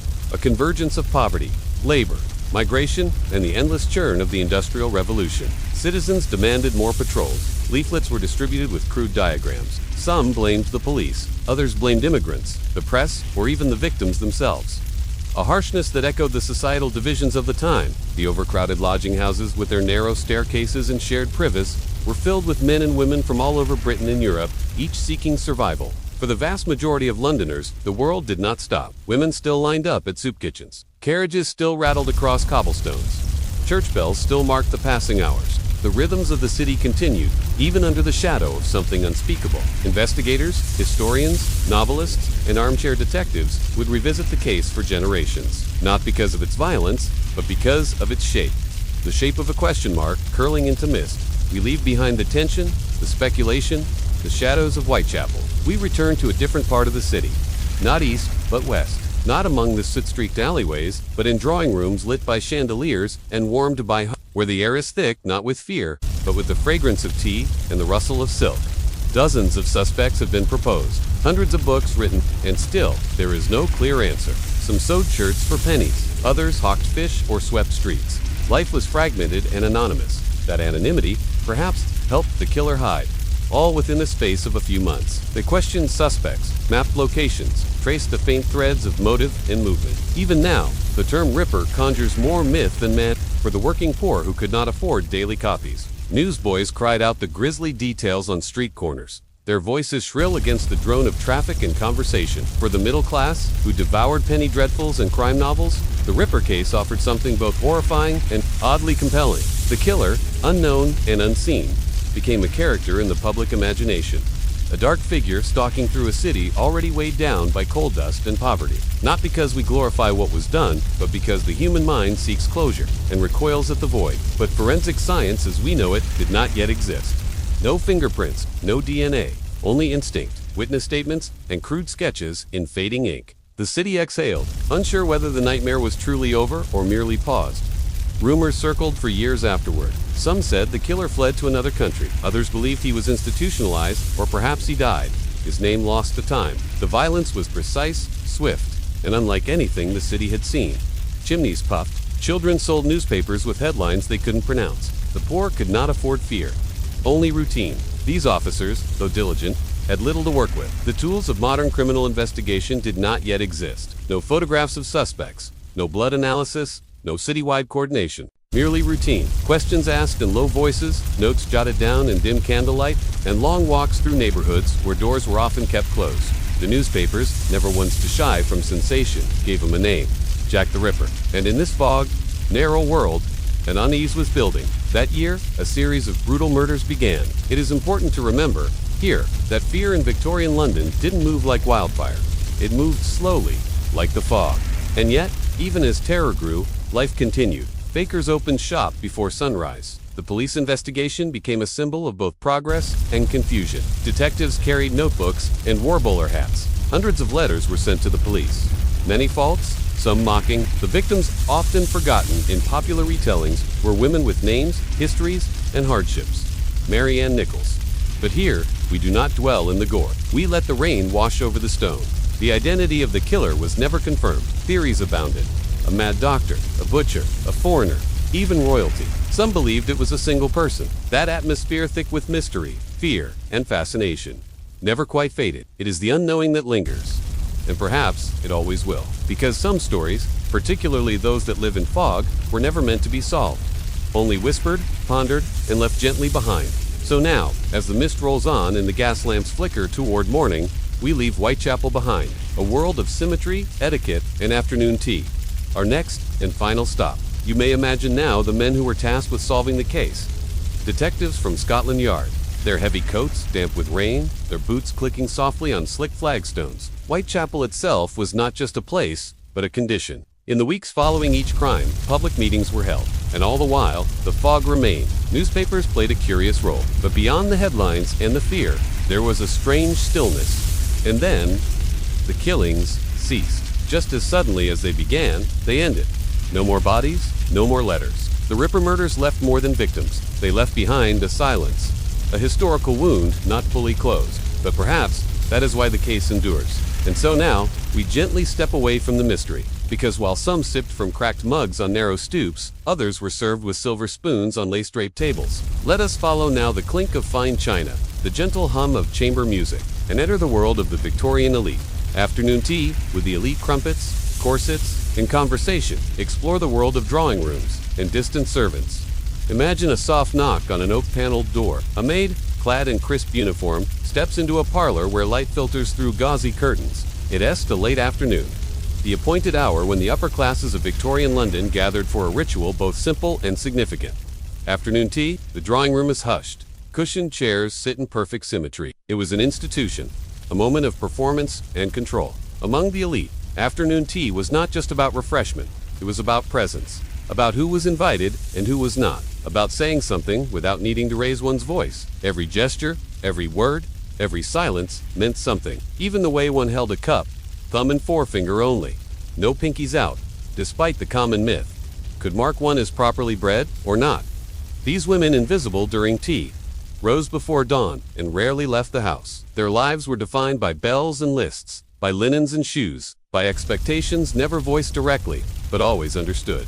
They were often upstairs with a governess, reciting French verbs, or struggling through stiff piano exercises. Their own teas were simpler: milk, bread, and a hope of jam. A small fireplace glows gently in the corner, casting amber flickers on polished wood. He knew who was visiting, how long they stayed, and what they said.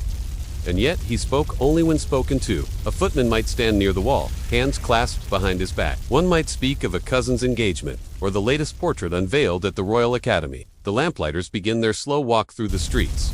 And now, as night settles over the city, from the chimneys of Whitechapel to the chandeliers of Kensington, London slips once more into quiet. The rise of industrial wealth meant that new families, newly rich from railroads, shipping, or steel, were entering circles once guarded by bloodlines alone. Behind these facades lived lives largely shielded from the chaos of London's industrial growth. The dresses, often imported or custom-made, were chosen to whisper wealth rather than shout it. Soft pastels in summer, deeper velvets in winter. Gloves were required, but never worn while eating. Jewelry was minimal, never go. But when they did appear, they carried with them the subtle authority of those whose names were listed in Debreta's peerage or on the boards of powerful companies.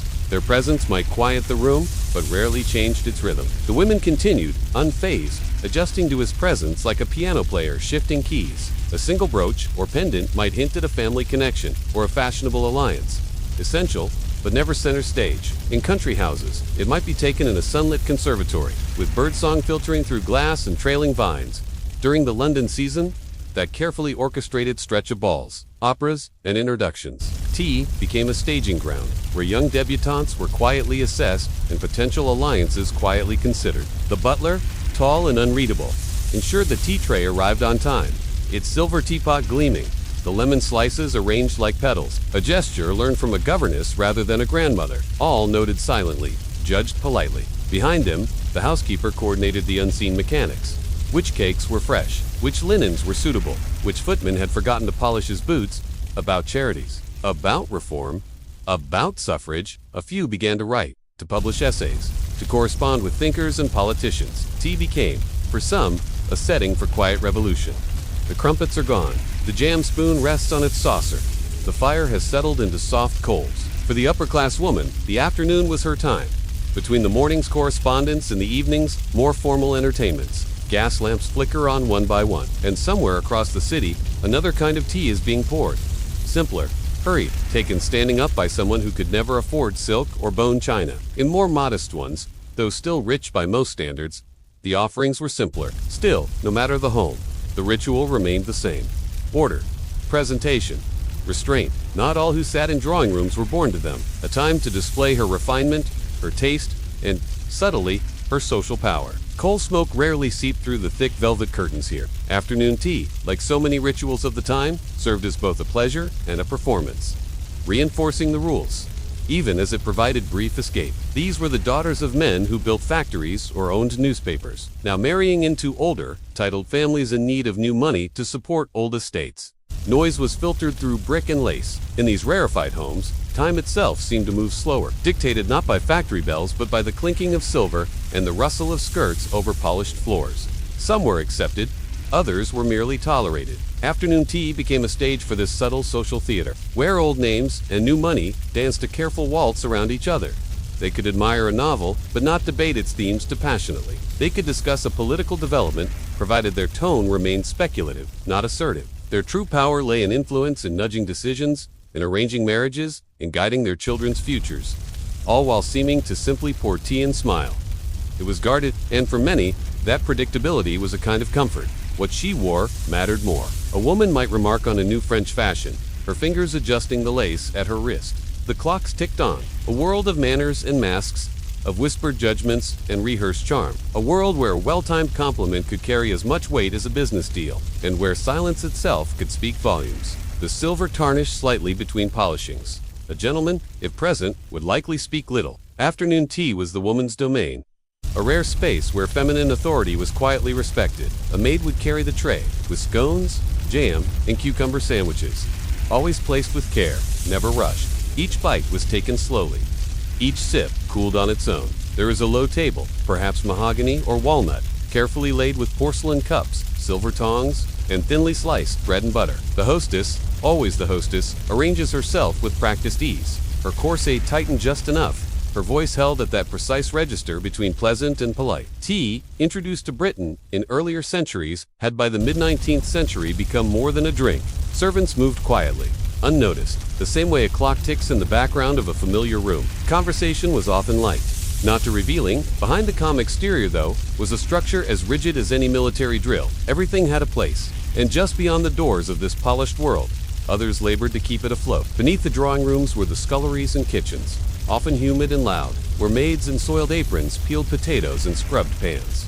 A butler, the silent guardian of household decorum, might glide through a hallway, correcting a slightly crooked vase or observing whether a candle needed trimming. The children of the household were rarely seen at tea, unless summoned for a moment of display. For those at the top of this household pyramid, life was not necessarily luxurious in the way we might imagine today, but it was predictable. Yet even among the elite, change stirred. Still, the tea was poured. And so, within the ritual of afternoon tea, we glimpse a world that was never as simple as it appeared. As the fire dwindles low and the teacups are cleared away, we step quietly from this world of lace and porcelain, letting the door close behind us. The sun has dipped below the rooftops. Outside the drawing rooms, the grand townhouses of Mayfair and Belgravia stood in rows like stone-faced sentinels, tall, graceful, and orderly. Afternoon tea was just one part of a day, structured around appearance, obligation, and reputation. What she served at tea mattered. Corsets beneath stiff bodices held the spine straight and the waist impossibly narrow.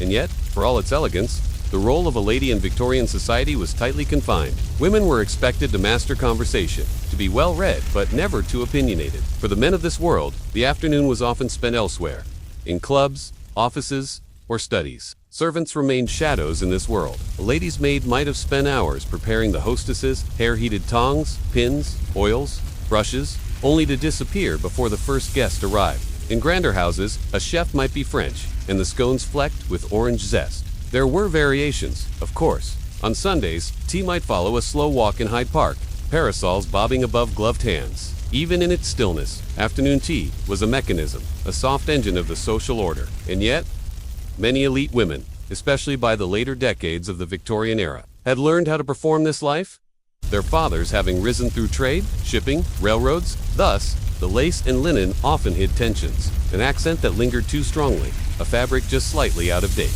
But there was change, even here. By the 1880s and 1890s, a small but growing number of women began to use the safety of these gatherings to speak more boldly. Yet even then, the cups were lifted carefully. The sugar was measured in neat spoonfuls, and the clock above the fireplace ticked steadily on. So we leave them here. The hostesses and the guests, the servants and the silence, wrapped in a moment both suspended and scripted. Outside, carriages rattle over cobblestones. But here, in this room, everything remains quiet, composed, complete, a moment of stillness in a city of restless motion. Conclusion. And now, as the lamps dim and the last of the day fades into quiet shadow, we slowly step away from the cobbled streets and drawing rooms of Victorian London. You've wandered through soot-darkened alleyways, where children rose before the sun and clambered through chimney flues with bare feet and blistered hands. You've followed the rise of Charles Dickens, a boy whose life mirrored the very hardships he later transformed into literature, offering the world both critique and compassion. You tiptoed through the mystery-surrounded corners of Whitechapel, where fear once fogged the minds of a city gripped by the unknown. There is no need to follow every detail. Let the rhythm of history carry you, like a carriage down a lantern-lit road, into deeper and deeper stillness. And finally, you entered the hushed sanctuaries of the elite, where every movement, every cup of tea, every glance was part of a careful, delicate performance. The past, like a quiet stream, runs deep beneath the surface of the world we know, and though the stories may fade into mist, their echoes remain. In the books we read, in the streets we walk, and sometimes in the dreams that follow sleep. As you lie here now, still, quiet, safe, allow your thoughts to drift like the London fog. In this moment, there is nothing you need to do. No factory bell will ring. No chimney awaits. Just breath. Just calm. Sleep comes slowly, gently, and you may follow it whenever you're ready. Good night. Good evening. Take a moment to settle in. Let your shoulders drop, your breath slow, and your thoughts drift softly away from the present. You're safe here, warm, still, and at peace. Through frostbitten hillsides and muddy roads. Through candlelit ballrooms and quiet depth, or frost forming on a discarded musket. Imagine yourself, just for a while, in the cold leather boots of one of Napoleon's ordinary soldiers. As we begin our journey, we will trace the arc of Napoleon's rise, his fall, and the countless lives pulled along in his shadow. Tonight, we'll walk backward through time, not to charge into battle, but to follow quietly behind those who did. We won't rush. There is no need. Just allow your mind to drift gently from one scene to the next, like smoke curling from a soldier's fire. We begin not with Napoleon himself, but with the men he led. The tired, the hungry, the happy. Why it sucked to be a soldier in Napoleon's army. Imagine yourself waking before dawn, not in a bed, but on damp ground. The faintest gray light barely outlines your surroundings. A field, perhaps in Poland, or northern Italy, or some nameless corner of Prussia.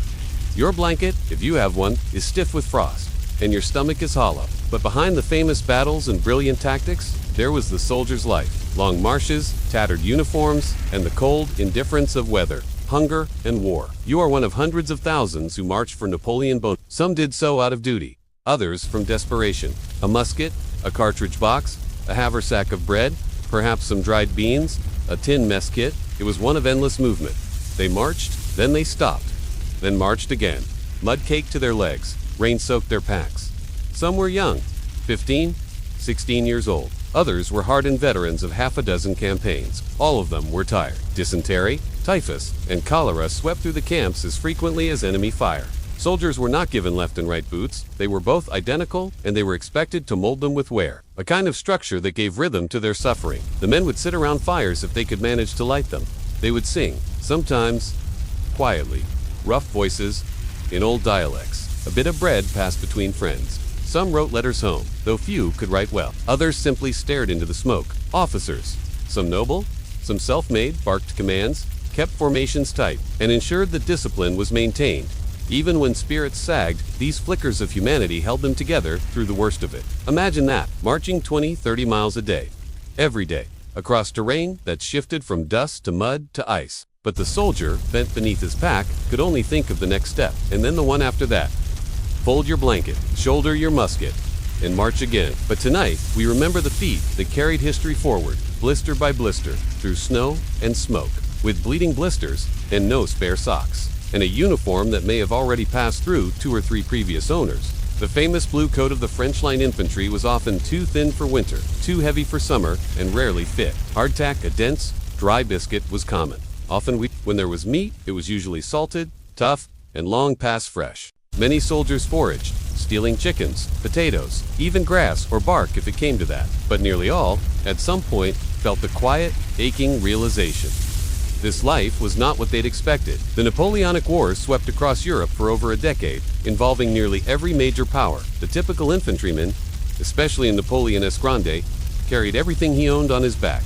Boots were a constant source of misery. Standard issue French army boots were mass-produced, stiff, and often distributed without regard to size. And yet, the rhythm of their lives was not one of dramatic battle most days. Food was unreliable. Rations were issued in theory, but on campaign, they were inconsistent at best. Water, too, was a gamble. Soldiers drank from rivers, puddles, ditches, whatever they could find. Illness spread and yet, there was order, too. Every morning, there was roll call, inspections drill. When battle did come, it was often swift and chaotic, but that we'll save for another time. For now, imagine the evenings. After the march, after the scraping of boots and cleaning of weapons, there were moments of stillness, small kindnesses, a shared crust, a repaired shoe, a joke. Then the orders would come. Somewhere, far ahead, a general made plans. A battle loomed, day after day, year after year. It is easy to remember the leaders, the Bonapartes, the Wellingtons, we now move from the soldierous march to the man who commanded them, Napoleon himself, and a curious, quiet end to his storied life. As you keep marching, time begins to blur. Days melt together, dates lose meaning. There's only the rhythm of boots striking the earth, the weight of your musket against your shoulder. A captured village might offer beds, food, perhaps even wine, but the relief is fleeting.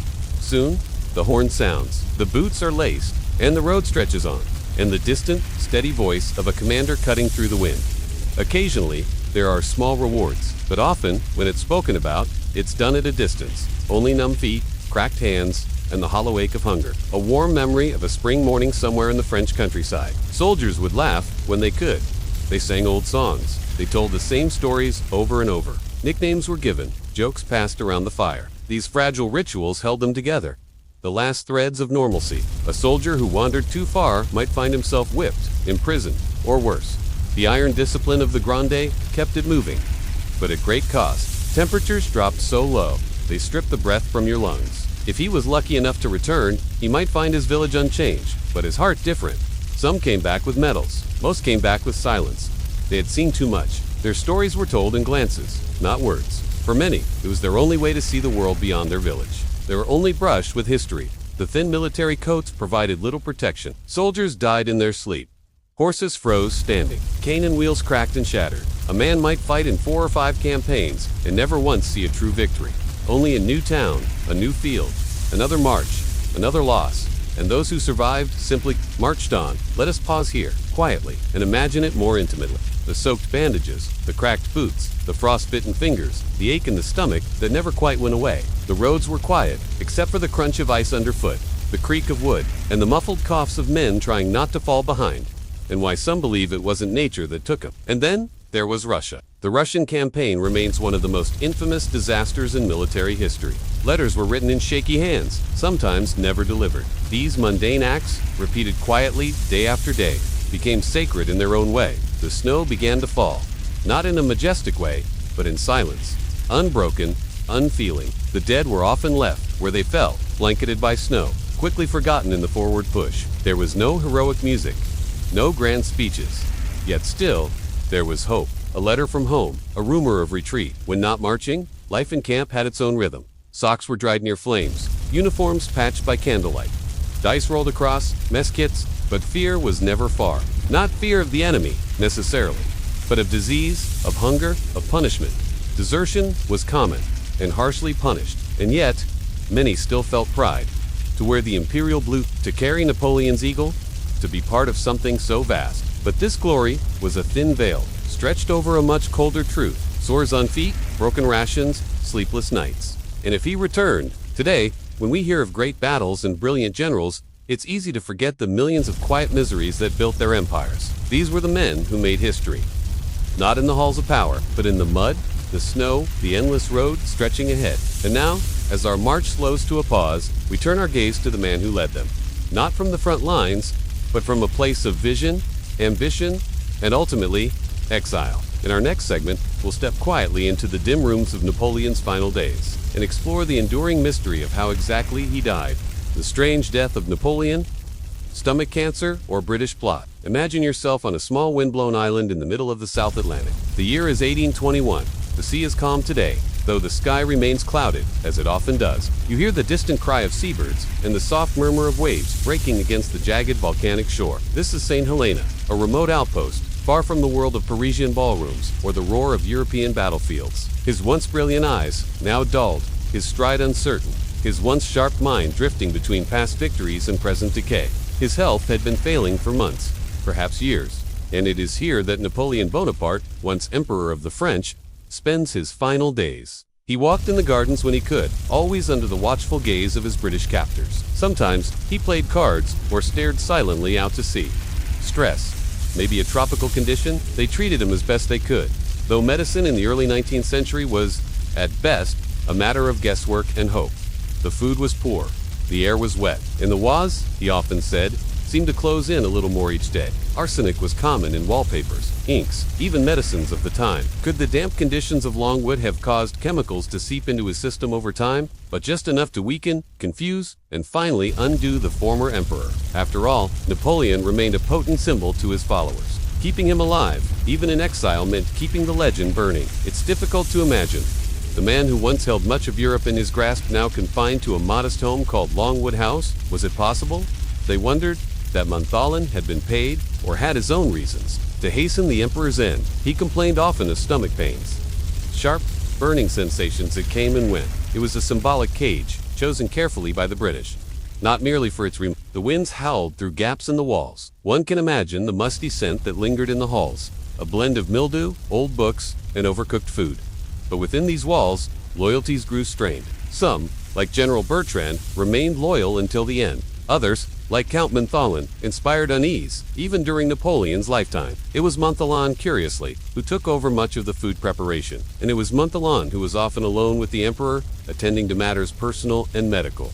The days passed in routine. His entourage, too, seemed to reflect the slow decay aging courtiers, loyal servants, and the watchful, ever-present British sentries. Could the British have slowly dosed his food or drink? Could wallpaper soaked in, arsenic-based, dyes have poisoned the air itself? Medicines contained it. So did some wines, cosmetics, even hair tonics. Furthermore, tests on hair samples from Napoleon's youth, even before his exile, showed similarly high levels. His father, Carlo Bonaparte, had died in Corsica of similar symptoms. Heredity, it seemed, offered a more mundane, if tragic, explanation. That, for many, seemed to close the case. Arsenic may have been present, but perhaps not deliberately administered. Was it possible that Montholon, perhaps working with foreign agents, or merely acting on personal grievance, had administered tiny doses over time? He was known to distrust the British. Understandably so, given that they had refused his requests for more humane accommodations. His complaints to the governor, Sir Hudson Lowe, were frequent, though usually ignored. The British would not allow the inscription, Emperor of the French, only years later, when his remains were returned to France. The sky above is vast, stretching unbroken to the horizon. There is no sound but wind, and perhaps a seabird calling from afar. Time feels suspended. History, like sleep, folds back upon itself. Did the full state honors resume? With a solemn procession down, the sane candles flickering and crowds standing in silence as the imperial casket passed. Their relationship was bitter and cold, like the weather on the island. St. Helena was surrounded by dangerous reefs and windswept seas. It was a place where escape was not only unlikely, it was unthinkable. The image of Napoleon, wrapped in a worn dressing gown, seated by a small fire, dictating memories of Austerlitz or Jana to a loyal scribe while the wind rattles the shutters, is more powerful than any forensic result. For Napoleon, who once moved armies as easily as chess pieces, the restriction must have felt more psychological than physical. He murmured in French. He seemed to speak to old comrades, perhaps dreaming of the past. Outside, the breeze carried across the island, bending the grasses. The world did not hear it. Not right away. The man who once commanded thunder now departed in silence. His final words, by most accounts, were simple. He lost his appetite. He grew thinner, pale. The headaches returned. He began to vomit, more frequently now, and at times with blood. Of glory, of identity, it only changed form, into myth, into memory, into mystery. Not just a little, but levels far above what would be expected through accidental exposure. He feared the same fate, yet even this didn't explain everything. A hereditary illness slowly claiming him in a far-off land while the world moved on without him. He was buried on the island, in a quiet grave shaded by willow trees. 2 decades later, his remains were returned to France in a grand ceremony, and today, he lies beneath the dome of Les Invalides in Paris, surrounded by marble, honor, and silence. Surrounded not by soldiers, but by damp walls, suspicious British guards, and the slow ticking of a clock. He was only 51 years old, but he looked much older. Far from the cities he once ruled, and far from the dreams he once believed were destiny. At Longwood, the days passed slowly.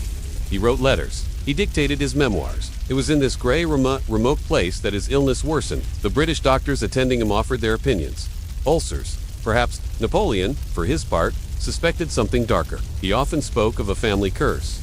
His father had died young of stomach cancer, because soon, people began to whisper. Years after his death, samples of his hair were tested, and to the surprise of many, they revealed elevated levels of arsenic.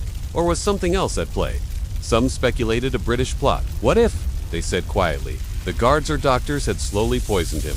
Not enough to kill at once. Others pointed fingers closer to home, to Count Charles de Montholon, a French officer and companion who remained close to Napoleon until the end. But then again, maybe there was no plot. Perhaps the simplest answer is true. Stomach cancer. Just like his father, on May 5, 1821, Napoleon breathed his last. The official report listed the cause as stomach cancer. Whatever truly ended his life, cancer, poison, or a combination of both, one truth remains. Napoleon died alone, far from the crowds that once cheered his name. But his legend did not end on St. Helena. And as we leave this quiet island behind, we now turn our attention to one of his most iconic triumphs. A battlefield frozen in time, where the wind still whispers through forgotten cannons and the soil holds the secrets of strategy, sacrifice, and perhaps silent ghosts. Longwood House was more than just a residence.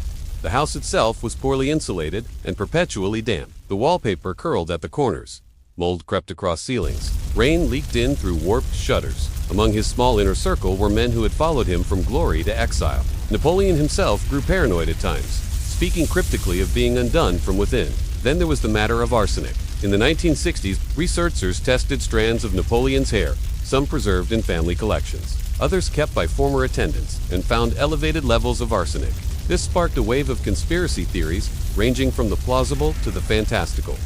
Later studies complicated the story. Arsenic, it turns out, was so common in the early 19th century that even non-toxic exposure could leave trace evidence. Still, the questions linger. His symptoms, recorded in personal journals and eyewitness accounts, are consistent with stomach cancer, weight loss, bloating, persistent pain, vomiting, and general malaise. And yet, the mystery remains gently unresolved, like fog that refuses to lift from a quiet bay. On his final day, May 5, 1821, the Emperor woke weak, drifting in and out of consciousness.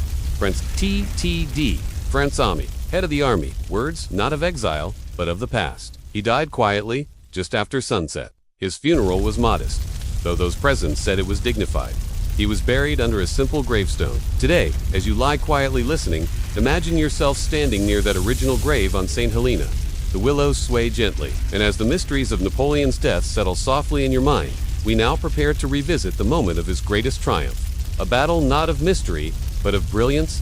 Secrets of the battlefield at Austerlitz. The sun of Austerlitz rises, the early morning of December 2nd, 1805, unfolded beneath a thick veil of mist. The fields near the Moravian town of Austerlitz, now in the Czech Republic, lay frozen and silent, their hollows filled with haze and the crisp air of oncoming winter.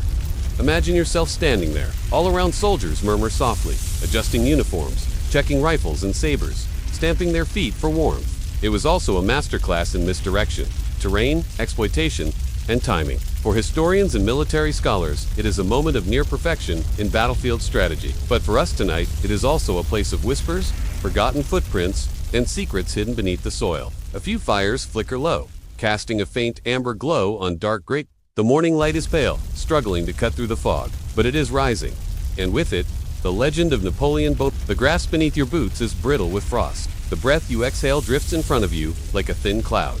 And then, as if on cue, the sun pierced the horizon, a golden disk slowly emerging through the mist. It became mythic in its own time, a quiet reminder of the emperor's belief in fate and in the importance of theatrical timing. The Battle of Austerlitz, often called the Battle of the Three Emperors, was one of Napoleon's most dazzling victories. This was the opposite of what the Allies had expected. The Russian and Austrian armies had moved to attack Napoleon's right wing, thinking it exposed. In doing so, they weakened their center, and Napoleon struck precisely there, retaking the Protune Heights with brutal efficiency. The stillness before the battle would have felt like standing inside a held breath. Horse-mounted messengers darted from group to group.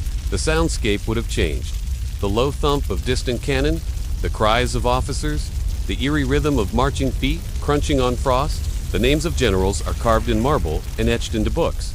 But the names of these men, unknown. Some paths, once walked by thousands of boots, are now quiet trails through farmland.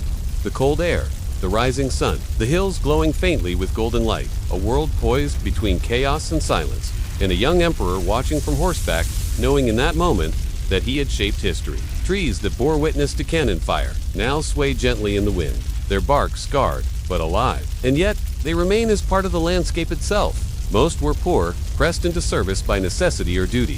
For them, the grandeur of empire and strategy meant little in comparison to the hunger, fear, and cold of the campaign. The landscape itself, but they, too, are part of the landscape. Their footprints, though long faded, still lie beneath the soil. The battlefield stretched across gentle hills, frozen ponds, and rolling farmland. Deceptively tranquil. Even today, military academies study Austerlitz as a model of strategic brilliance. One Russian conscript wrote years later that it was like walking through a storm made of fire and shouting. He created illusions, deliberately letting his lines appear stretched, using fog and terrain to hide movement and sowing overconfidence in the Allied camp. Another French officer simply recalled the light, how everything that morning seemed to shimmer, as if the battlefield itself had become untethered from time. At the center of it all stood the Pratzen Heights, a modest rise, easy to miss on a modern map, but critical in 1805. Napoleon began the day by deliberately abandoning the high ground, luring his enemies. The combined Russian. Others claimed that certain trees planted along old field roads never grew quite right again, but the weight of that day, of thousands of men moving under one sky, chasing orders, fleeing fear, meeting fate, still lingers, quiet and cold beneath the grass. Twisted branches, leaning trunks, as if they still remembered. You haven't seen your village in months. You move forward, eyes on the back of the soldier ahead of you. There's a story, likely apocryphal, yet oddly poetic, of a shepherd boy in the 1830s who uncovered a French officer's journal in a tin case. The last entry read only, "We are to retake the heights at dawn. I am tired. If I live, I will return to Lion." His name was never found. The world becomes rhythm.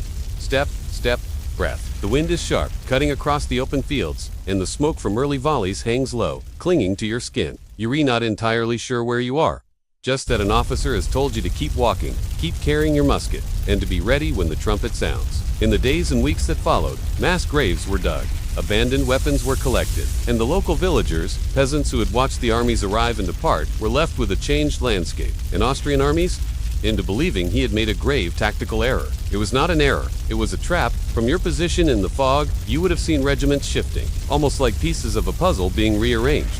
French infantry slipping into low-lying fields, cavalry moving silently along icy roads, cannon teams positioning themselves behind cover. One particularly haunting discovery was the skeleton of a soldier still clutching his musket, preserved in a shallow grave beneath a farmer's field. He had never been claimed. The moment of the sun as dawn broke, the fog began to lift, just enough to reveal movement. Napoleon would later refer to this as Le Soleil. With the sun behind them, the French forces surged forward. They struck at the center, not the flanks. From the vantage point of the heights, the battlefield unfolded like a living map. French artillery began raining down on confused enemy positions. Columns of soldiers marched in disciplined silence. By late morning, the battle had turned decisively in Napoleon's favor. Hidden stories beneath the earth. Though the French triumphed that day, the battlefield bore the scars of brutal combat. Over the centuries, archaeologists have uncovered surprising remnants. Fragments of uniform buttons, musket balls embedded in tree trunks, belt buckles, even pipes and coins dropped into confusion. There is something deeply intimate about these finds. Quiet traces of men who lived, marched, and died on that soil. Modern historians and battlefield. Researchers continue to map troop movements and study the terrain using ground-penetrating radar, uncovering trenches long overgrown and forgotten. As you lie here, breathing evenly, imagine that landscape again. From the battlefield, we will now turn to a very different scene. One not of blood and frost, but of silk, candlelight, and whispered politics. Many who fought at Austerlitz were young. Some barely sick. Imagine yourself as one of them. You've marched for days, your uniform damp and stiff, your boots beginning to split at the soles. When it does, there's little time to think. Personal letters from survivors, both French and Allied, describe Austerlitz not just as a victory or a disaster, but as an experience so intense that it seemed unreal. These are the voices rarely heard in textbooks, the strategy beneath the calm.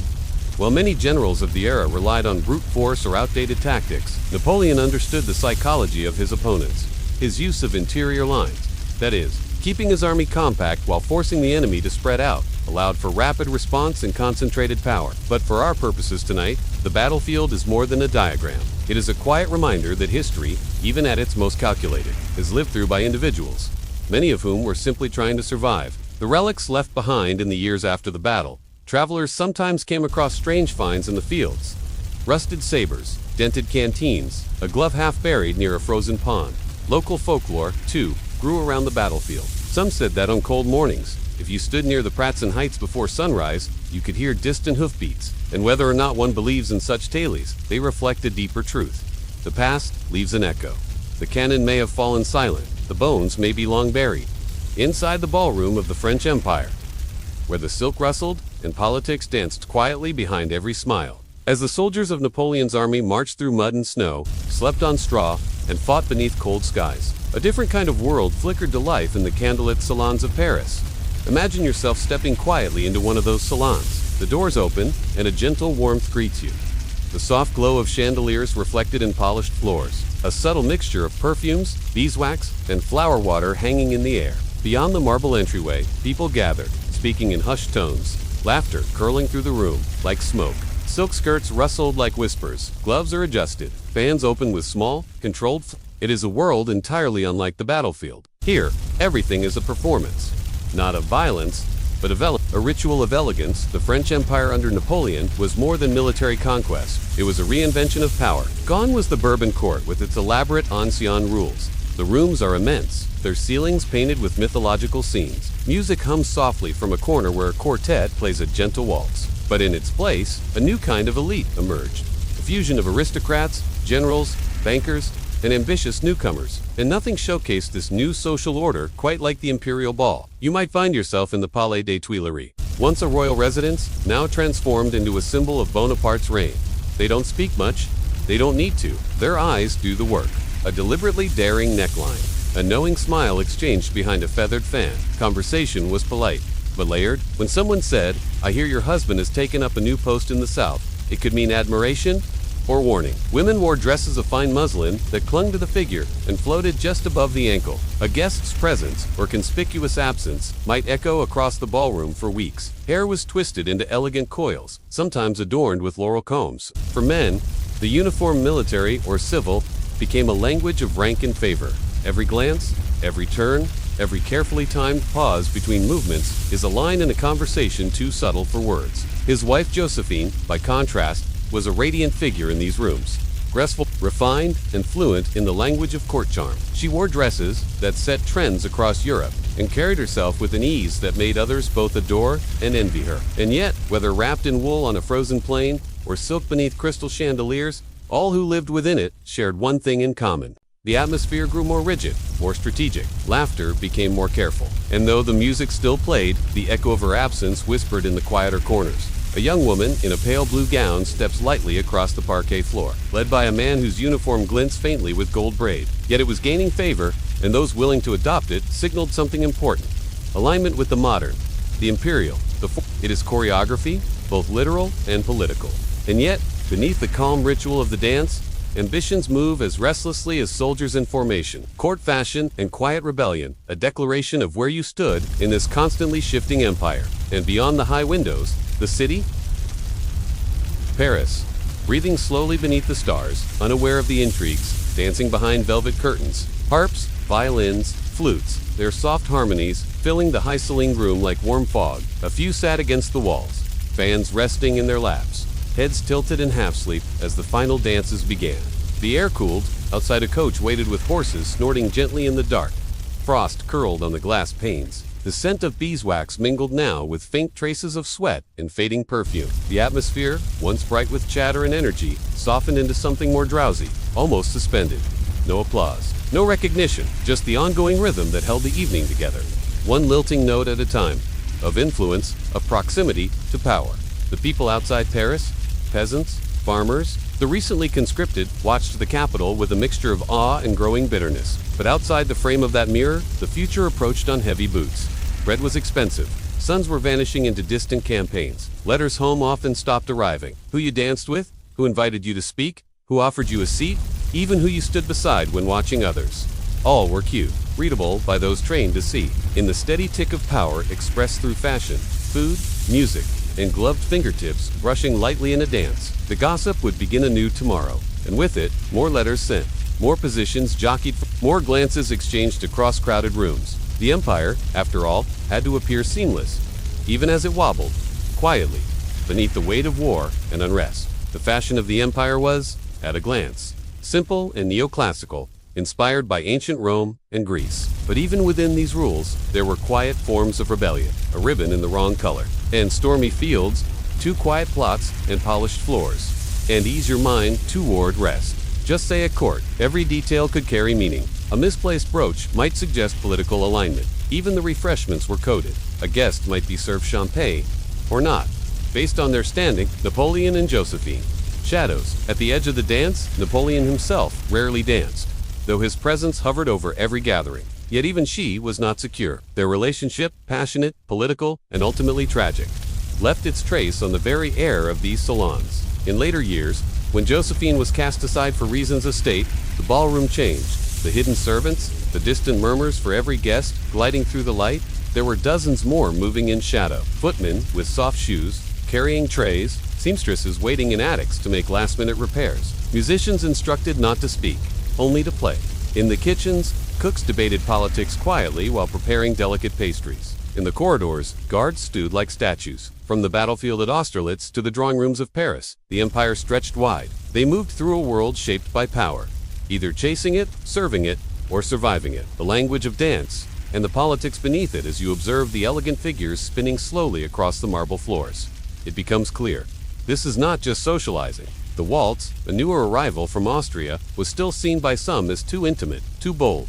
The way partners turned to face one another, hands clasped and bodies so near. Dances such as the minuet and quadrille, more traditional and restrained, still echoed the structure of older times. Each gesture measured, each step encoded with unspoken hierarchy. Choosing one over the other was never just preference. It was a statement. The ballroom was a map, but not of land, music, light, and time, slipping away. The musicians, often tucked discreetly in the alcove behind a curtain, played tirelessly, each piece blending gently into the next. As the night stretched on, candles burned low in their crystal sconces. Some guests withdrew quietly. Inside, the empire still dreamed, even if only for the span of one night. A fragile facade, yet this glittering world, for all its confidence and ornamentation, was built on uneasy ground. The empire itself was not eternal. The wars continued. In many ways, the ballroom was a mirror held up to the empire's dream of itself. Graceful, composed, gilded, and so the dancers spun, deliberately, carefully,